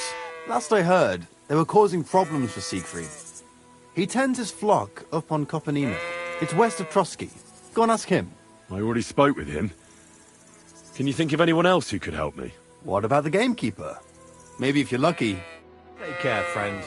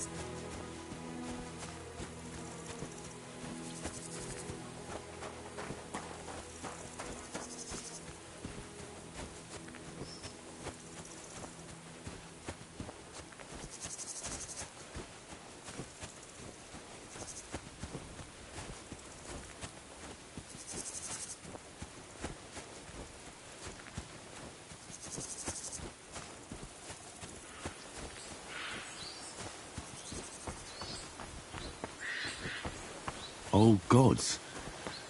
I wonder what their names were.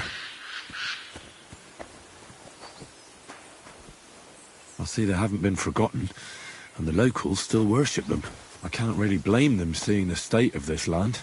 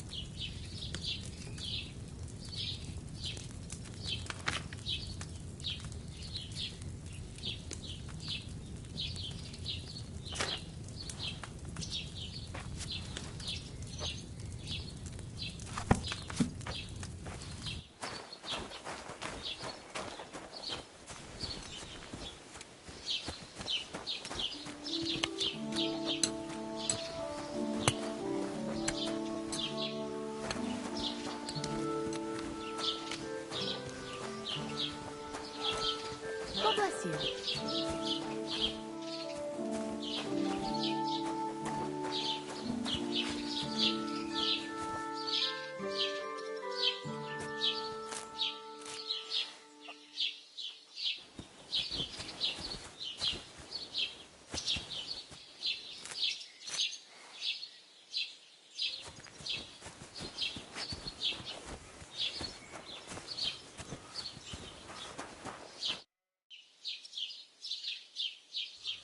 Have you seen a young girl here? Her name is Pavlena. She wears a headscarf and sells baskets. Young Pavlina. A lovely girl she is. Brings us herbs from the forest sometimes. Try asking the woodcutters here in the village. She's been spending a lot of time with Roman. Young sweethearts. I'm happy for them. See you soon, my friend.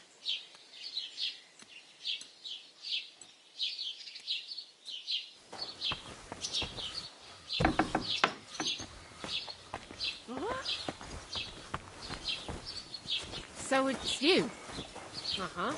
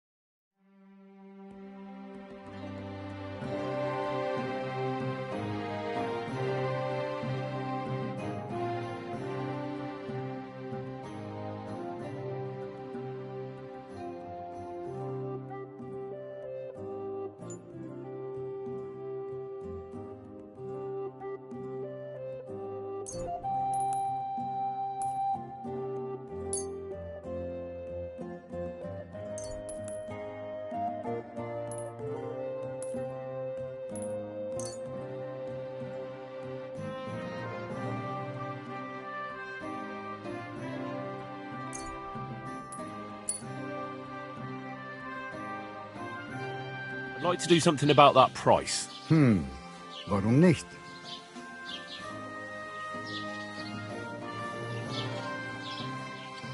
Satisfied? That's more like it. Just a bit more and we can shake hands.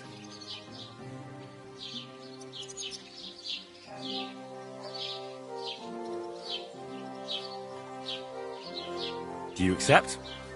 Absolutely not. Do you even know how to haggle?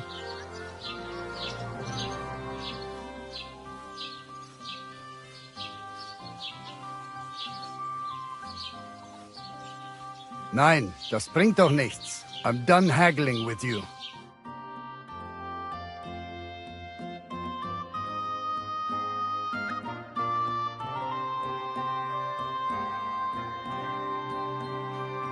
Das war ein gutes Geschäft. Auf Wiedersehen.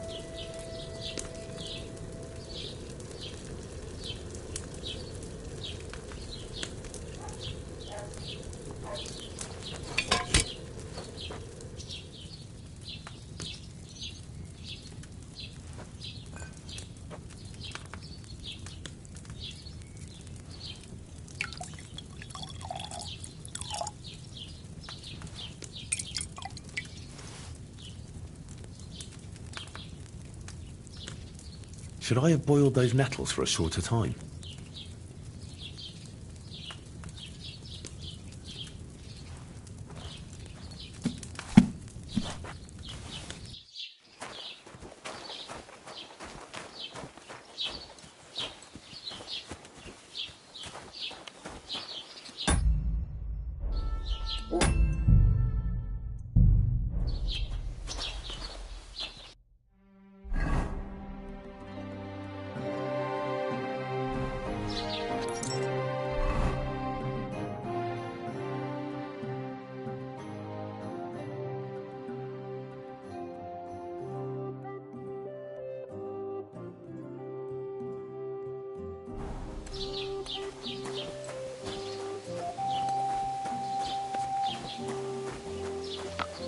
God bless you.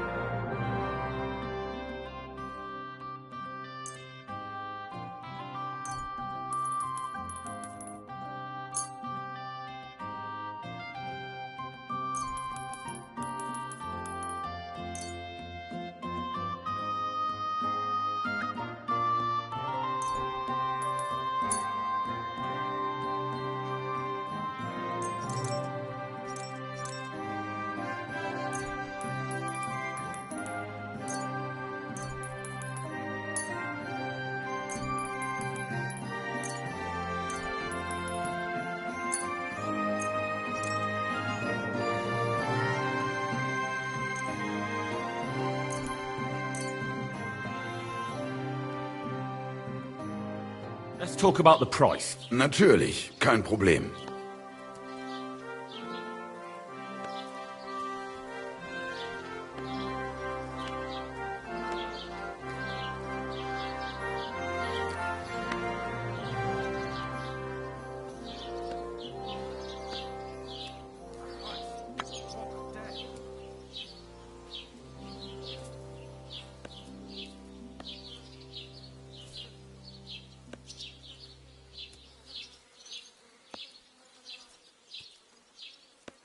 How's this?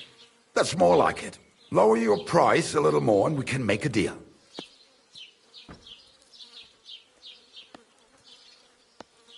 Do we have a deal? That's quite a sum. Lower your price a bit and we'll make a deal. All right, I agree. Du wirst sicher zufrieden sein. Bis bald.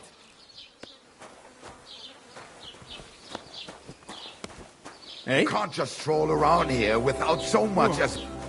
It's just you.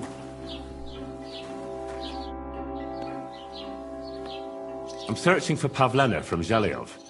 She comes here selling baskets. Do you know anything about her? That herb woman Božena's daughter. I don't know nothing about her, and I don't want to know. They ain't welcome here. I wanted to ask you, what's on the other side of that nearest hill? I'm not from here, and I'd like to get my bearings. You look like a merchant to me, so you probably know best. Ja, natürlich, you're not from here. Everyone around here knows that, after what happened in Betty's Tavern. Aber das ist deine Sache. That is your business, lad. Also, what do you want to know? Where can I find a church round here? I'm surprised you don't even have a small chapel in the village. If you want. Die Rettung deiner Seele, junger Mann. You have to go through the forest to Aujetz and to St. Catharinen. Herr von Berger does have a chapel in his castle, but it's not for commoners like you. We do not go there either. Und warum auch? The gravedigger Ignatius takes care of burials outside the village, and weddings usually take place without a local priest. No one wants to pay the church more than they have to. Das ist ja wohl klar. Is there anything I should avoid around here? Certainly. Stirring up trouble and sticking your nose into other people's business. Here in the village, we don't care much for outsiders. If any do come, they better behave. I understand that, but we were ambushed by bandits. So I wanted to ask if you know anything about that. Ach so, ich verstehe. The woods have been full of all manner of rebel recently. That is all because of the war. Verdammte Schurken. So you've already heard about these bandits? About those ones in particular, or about others? They are all just gleichen Scheißkerle. Every time I go to the town, the bailiff must send an armed escort with me. It makes life difficult. So the roads aren't safe? Ja, das kann man wohl sagen. Herr von Bergo should do something about it at last. But Herr Otto spends more time in Prague than here. And Chamberlain Ulrich... Ach, lassen wir das. Can I find other merchants around here? Zum Glück nicht, junger Mann. I'm the only merchant here around Trusky. Oh, natürlich. There are plenty of tradesmen here who sell their goods. There is Bartosz, the tailor. He lives at the other end of the village. The apothecary, Emmerich, lives across from me. They are a hand in glove, or more like hat in hat. What do you mean by that? Nichts weiter. Just that they play at being educated men.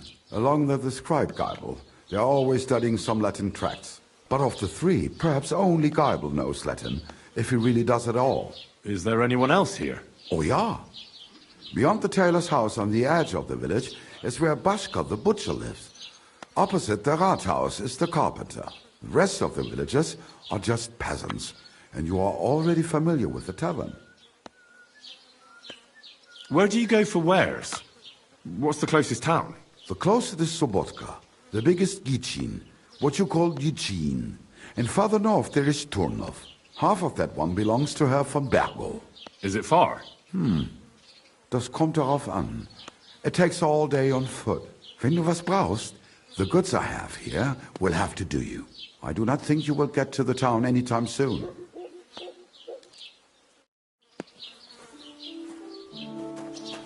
Good day. Grüß Gott.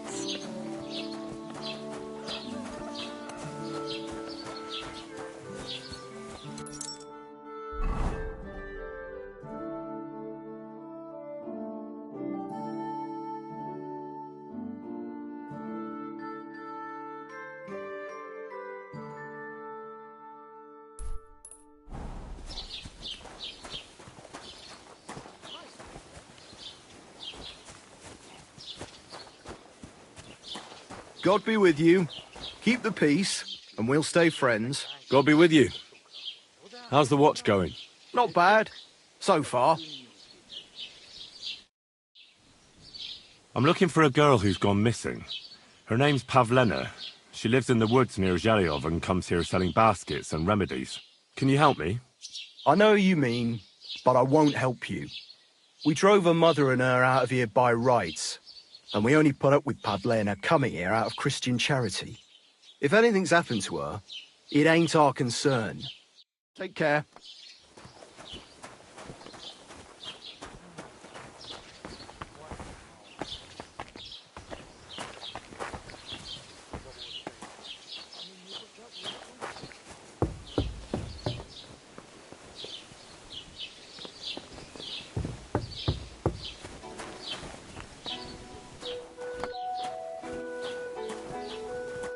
Good afternoon.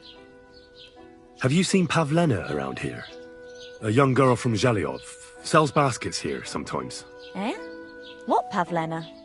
Go and talk to Pa about... So you haven't seen her? You're about the same age, I'd say. For Christ's sake, I already told you. I can't wait till I'm wedded and living in Semien. I've had it up to here with oafs like you pestering me all the time. Farewell, my friend.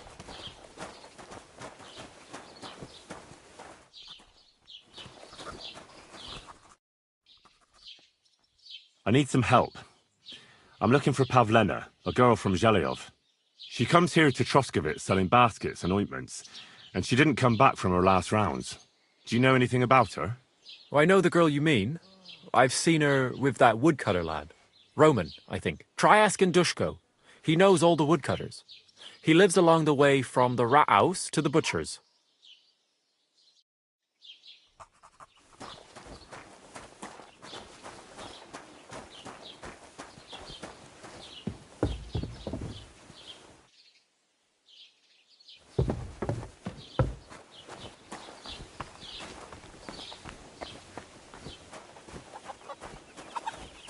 I'm always glad to see polite people like you.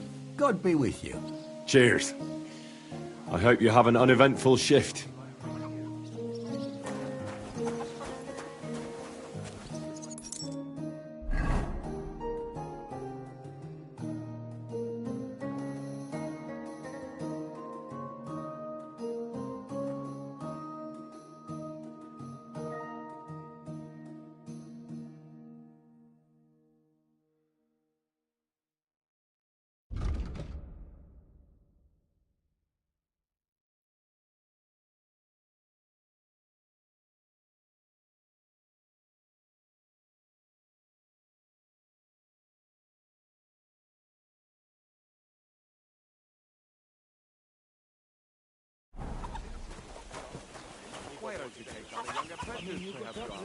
Sure, but where could I find a decent apprentice? People are always asking me if you're looking for one. But they are never good enough Dashing for their you. faces in I will be don't too want good some for them. for nothing in my house. I need someone who's capable and has a good head on his shoulders, and most importantly, doesn't drink. You're no saint yourself. Let's Let's be honest, that's obvious.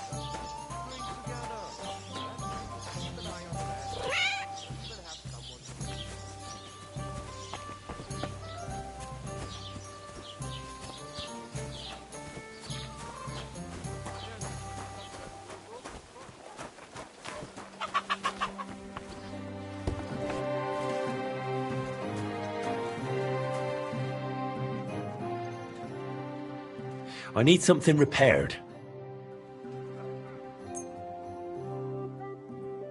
Let's talk about the price. Sure, why not? Never mind then. I'm done haggling with you. Thank you kindly, and come again. I'll have a look at the wares.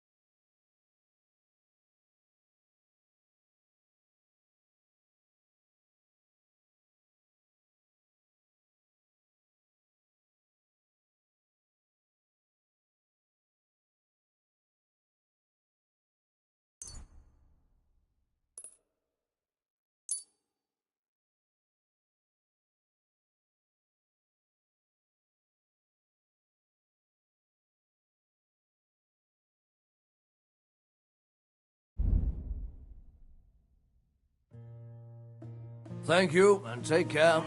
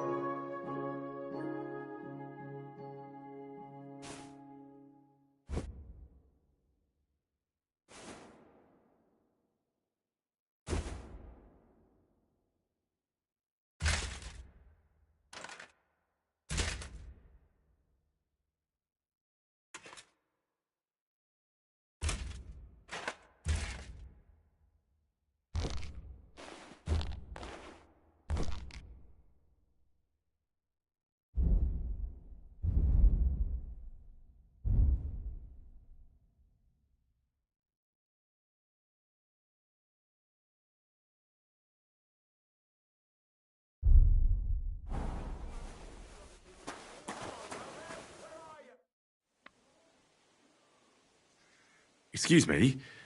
I'm looking for someone. A friend of mine.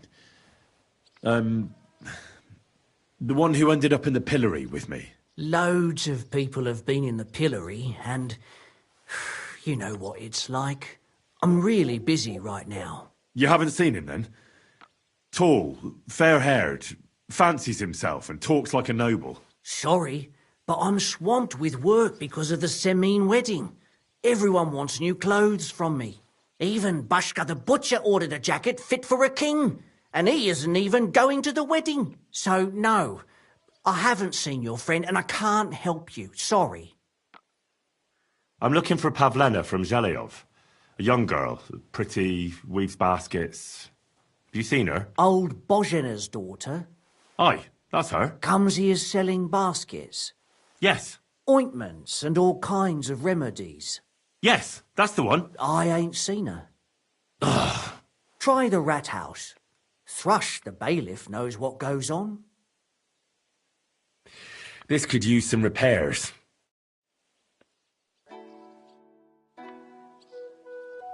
Show me your wares.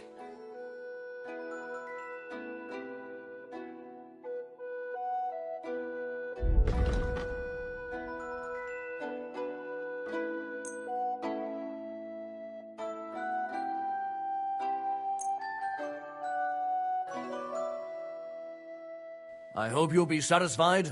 Take care. Huh? You can't be here.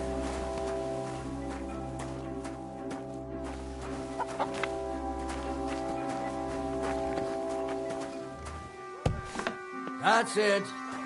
Go now.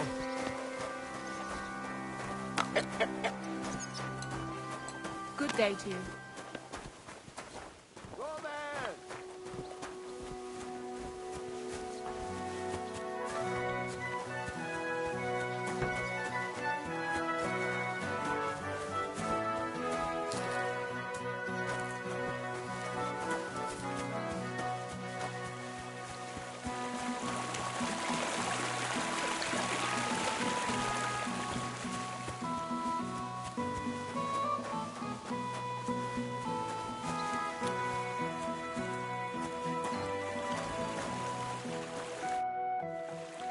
What are you yelling for? What's going on? I'm looking for my friend Roman. He works with us in the woods and we need him now. But I can't find him. Have you seen him? I haven't met any Roman. If he's off again with that basket girl from Zhelyov. Are you talking about Pavlena? I'm looking for her. Aye, that's her. Roman's been teaching her about nature, if you get me. Where do you think Pavlena and Roman might be? Not long ago, Roman was talking over a beer about how him and Pavlena wanted to leave and start a new life. Somewhere where no one knows her and her ma. You think they'd really do it? I took it all with a grain of salt, but after what he told me last time, anything is possible. For Christ's sake, he's got a whole house his pa left him. He wouldn't just leave it on account of her, would he? Well, I don't know about Roman, but I've been at Pavlena's. And it didn't look like she was getting ready to leave. She might have done it in secret. She'd have reason enough. Believe me. Best to go and look in Roman's house. That should clear things up. All right. Let's go and take a look at Roman's. Great. That is, you can go there. Hang on. You said you two were friends. Why would I go there alone? For one thing, I have to work. And besides, how would it look if anyone saw me breaking down his door?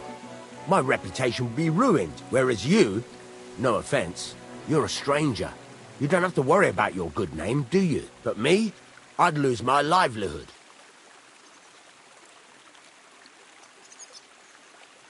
Well, I can do it. But you ought to give me something for insurance. I'm the one sticking my neck out here. Well, if I'm caught there, I'll need a few groschen to bribe the catch poles, so I don't end up in the stocks. True enough. Here you are. This ought to do it. After you search the place, come back and let me know what you found. I'll be around here somewhere.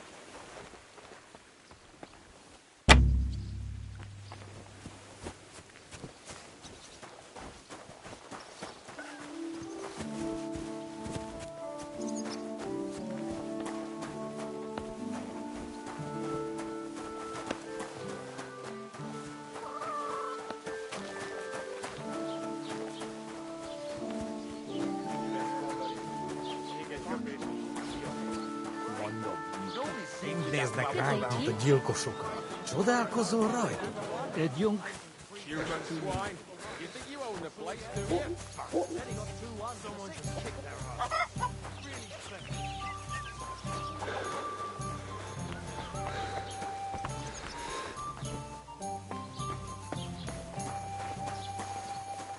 What was it I wanted?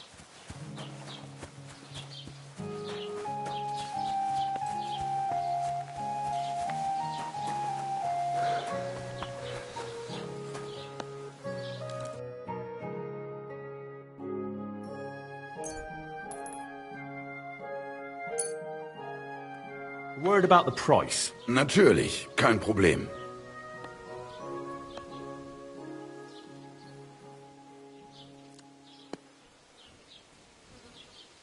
Is this enough?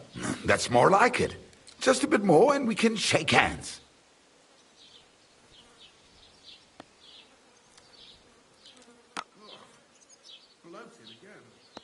Is this enough? That's more like it. Just a bit more and we can shake hands.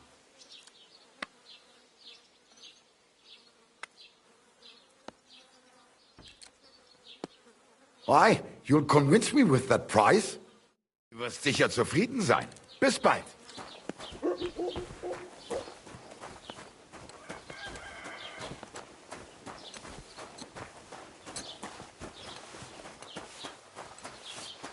I apologize.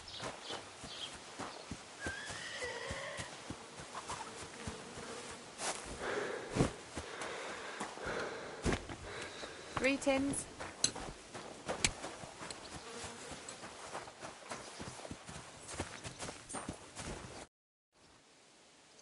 Have you seen a young girl here?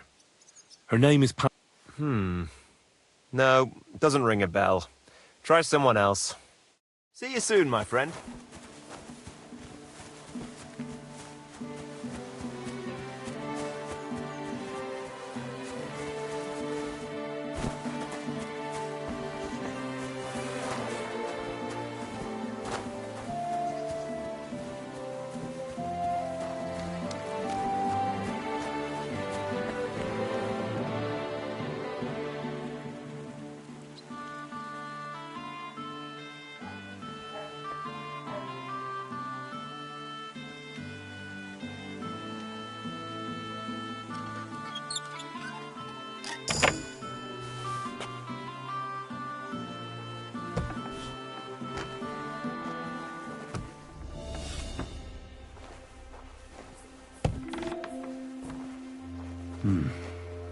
Nobody home. But maybe Pavlena was here. It's set for 2. Freshly eaten. And there are the baskets Pavlena came here to sell. They were here for sure. Maybe they just went for a stroll. Dushko might know about their favourite spots.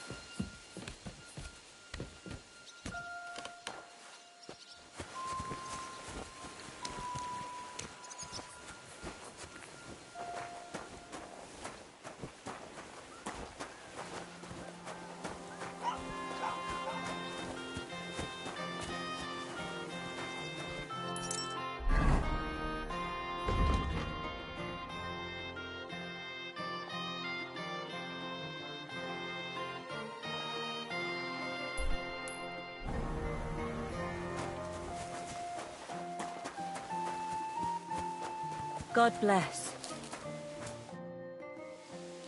I searched Roman's house. And what did you find? Well, there's no one there, but Pavlena had been there for sure. The table was set for 2, and I found the baskets that she sells too. You're right.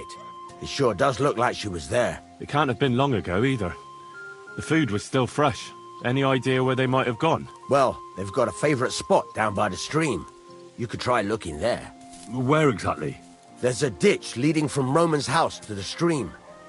Follow it down the hill. When you come to a place where the stream flows between the 2 big boulders, turn left and go straight. There it is, under an old linden tree. All right. Thank you. But, mind you don't walk into the middle of anything, awkward. And tell that lazy bastard to get his ass to work. I'm not going to do his work for him. Farewell, my friend.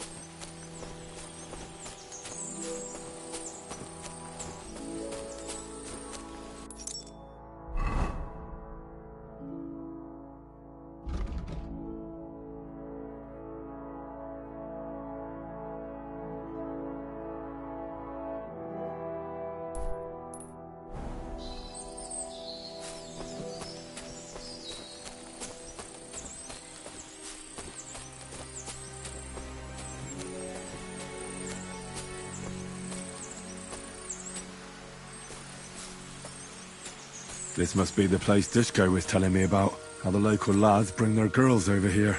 Christ, there must have been a fight here.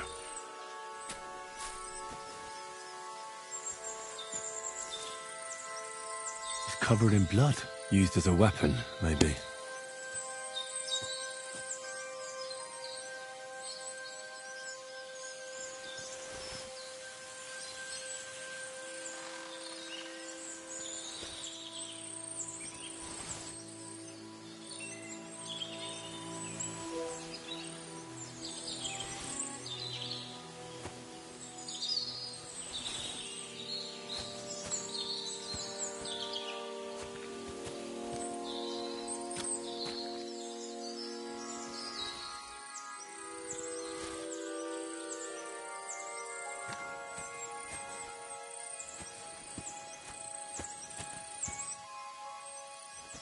Blood? I hope it's not Pavlena's. This is surely Pavlena's. A piece of her dress. This doesn't look good. If I had Mutt here, I could let him sniff it. Oh well. Never mind. A trail of blood. I should see where it leads.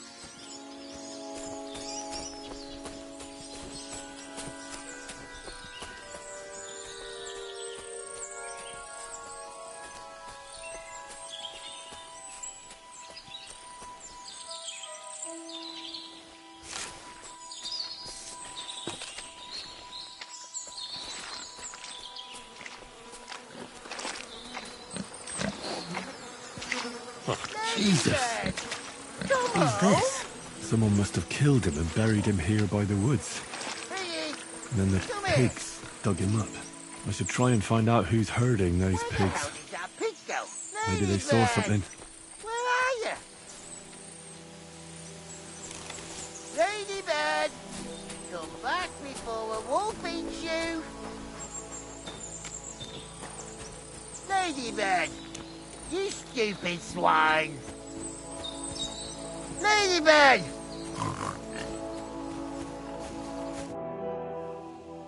I found a stray pig. That's great! I lost a sow somewhere. Where is she? Not so fast.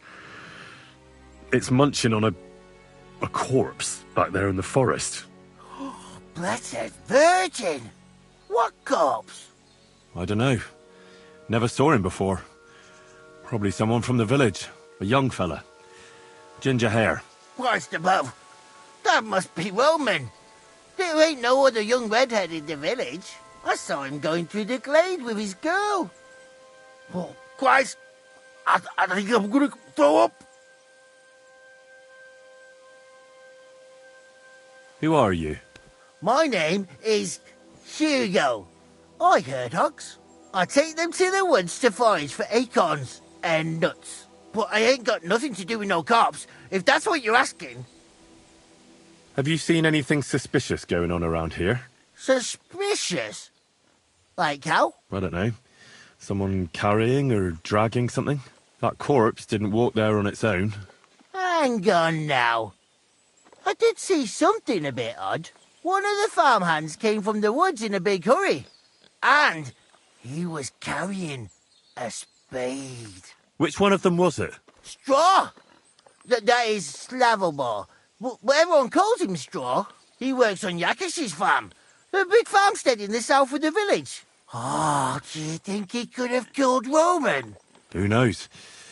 But it does seem like he buried him. God's truth. Did you say Roman was with a girl? Aye, with that young lass what sells baskets here sometimes. Pavlena? Aye, that's her. Oh, you think the girl might be mixed up in his death? I hope not. I'm trying to find her too. Thanks for your help. I better go and find that farmhand. Aye, and if he really done it, give the murdering fucker what he deserves. Ladybird, come back before a wolf eats you.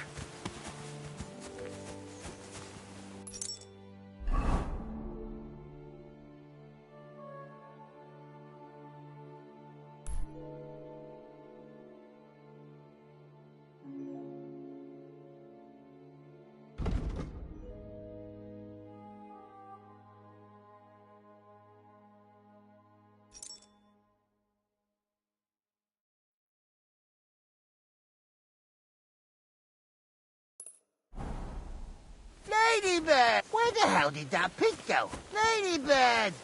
Where are you? Ladybird!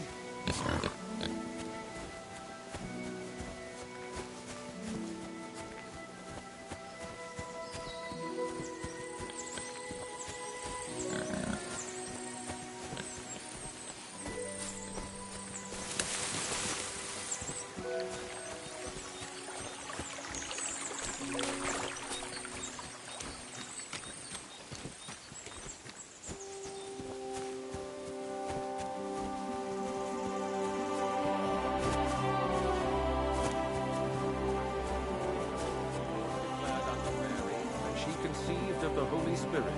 Hail Mary. And Mary said, Behold, I am the handmaid of the Lord. Be it done unto me according to thy word.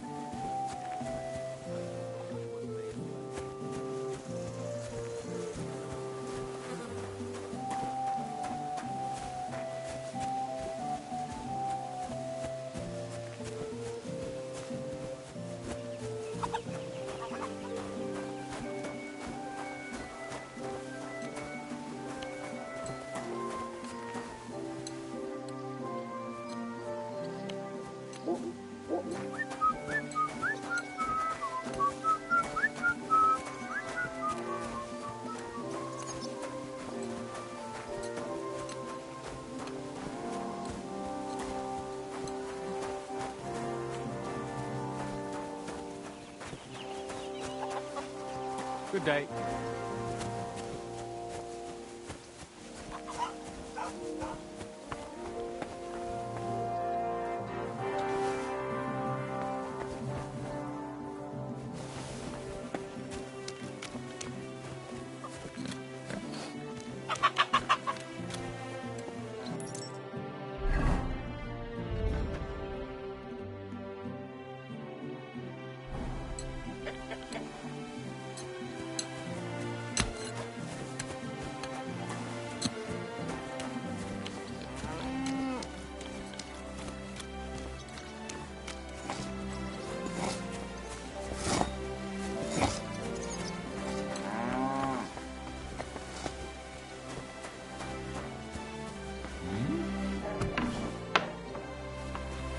What's that noise?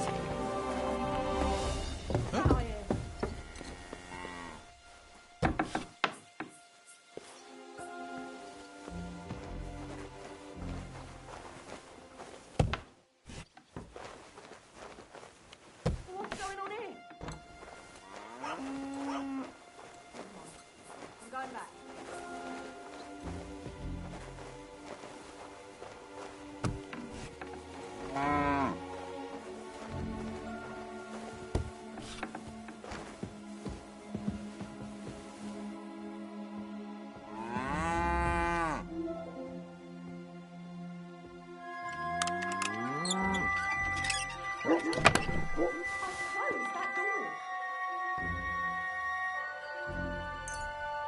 Oh, how brave.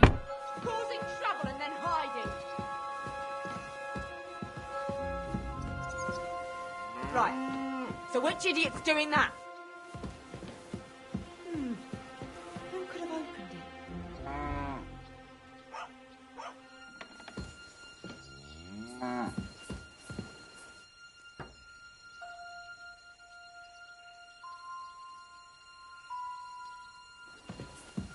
Everything's there.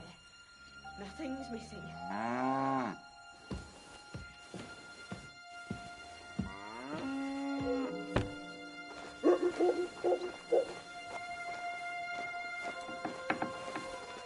Go!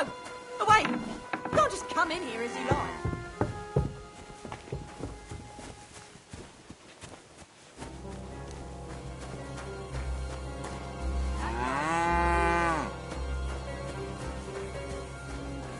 God be with you. Keep the peace, and we'll stay friends. Greetings.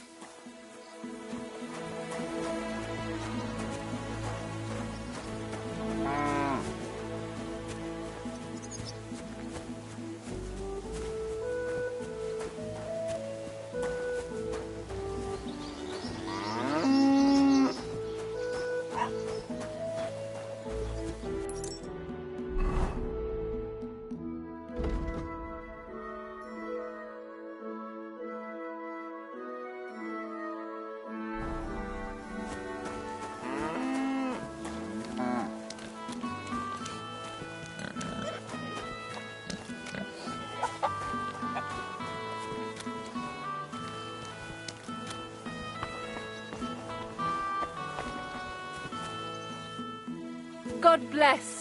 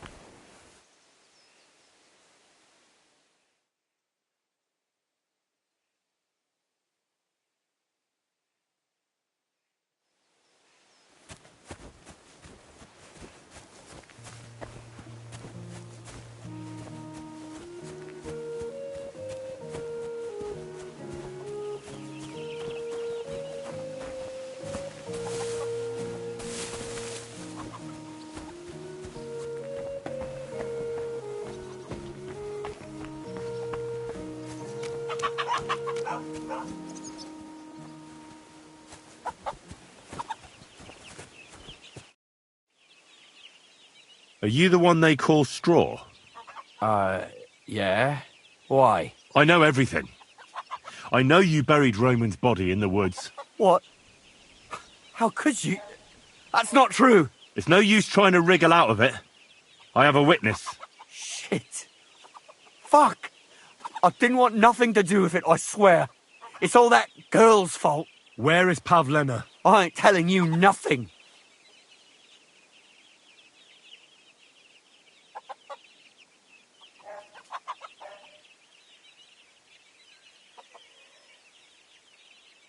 Take it easy. I don't want to do you any harm. I just wanted to know what really happened with Pavlena and Roman. All right, then. Well, it all began in the tavern. We were boozing with Yakish. He don't go to the tavern much, but when he does, me and my brother go along too. Even though we're just his hired farmhands, he buys us wine. Yeah? Go on. When Yakish got drunk, he started remembering that day when his wife and son died. It happened during childbirth. And to this day, Yakish blames Bozhina, the herb woman, for it. She was the midwife. I don't know if it was really her fault, but anyway, the boy died and she didn't baptize him, even though she had every right to do it. The little fella died unchristened, so his soul is damned for all eternity. That's not right.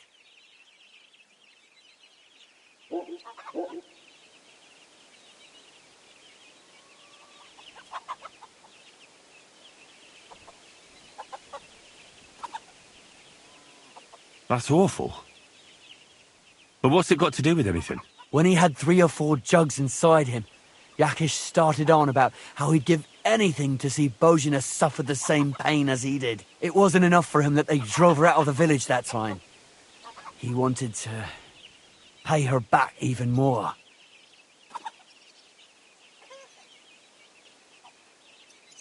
I hope for your own good this isn't going where I think it's going. No.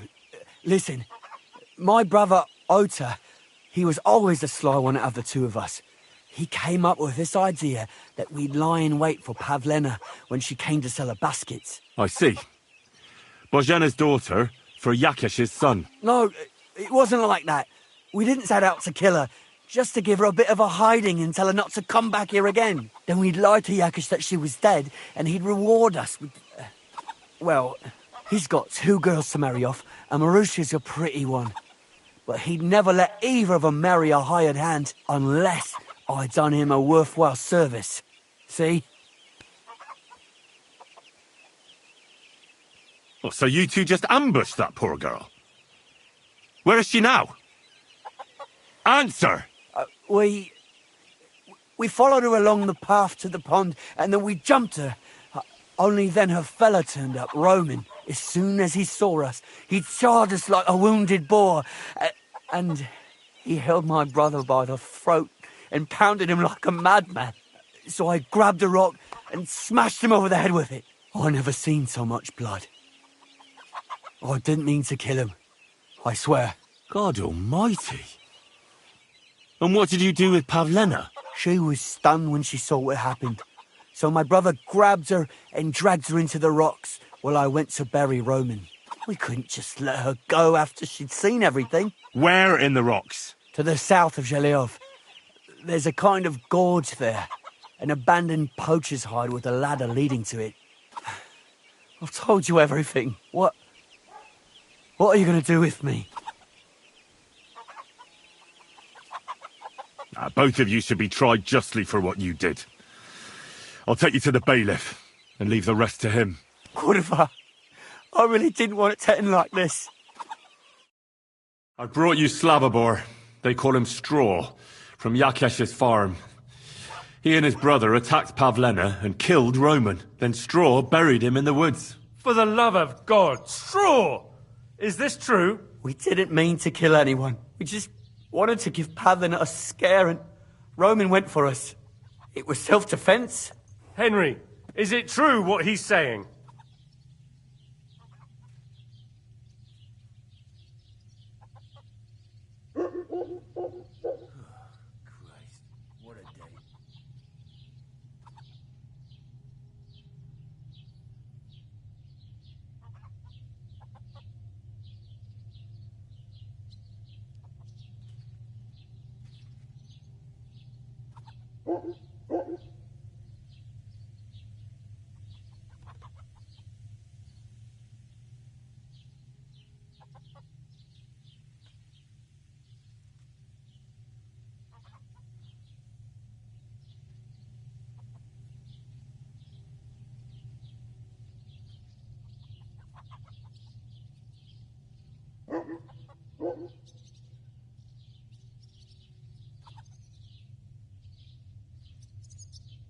Straw's not telling the whole truth.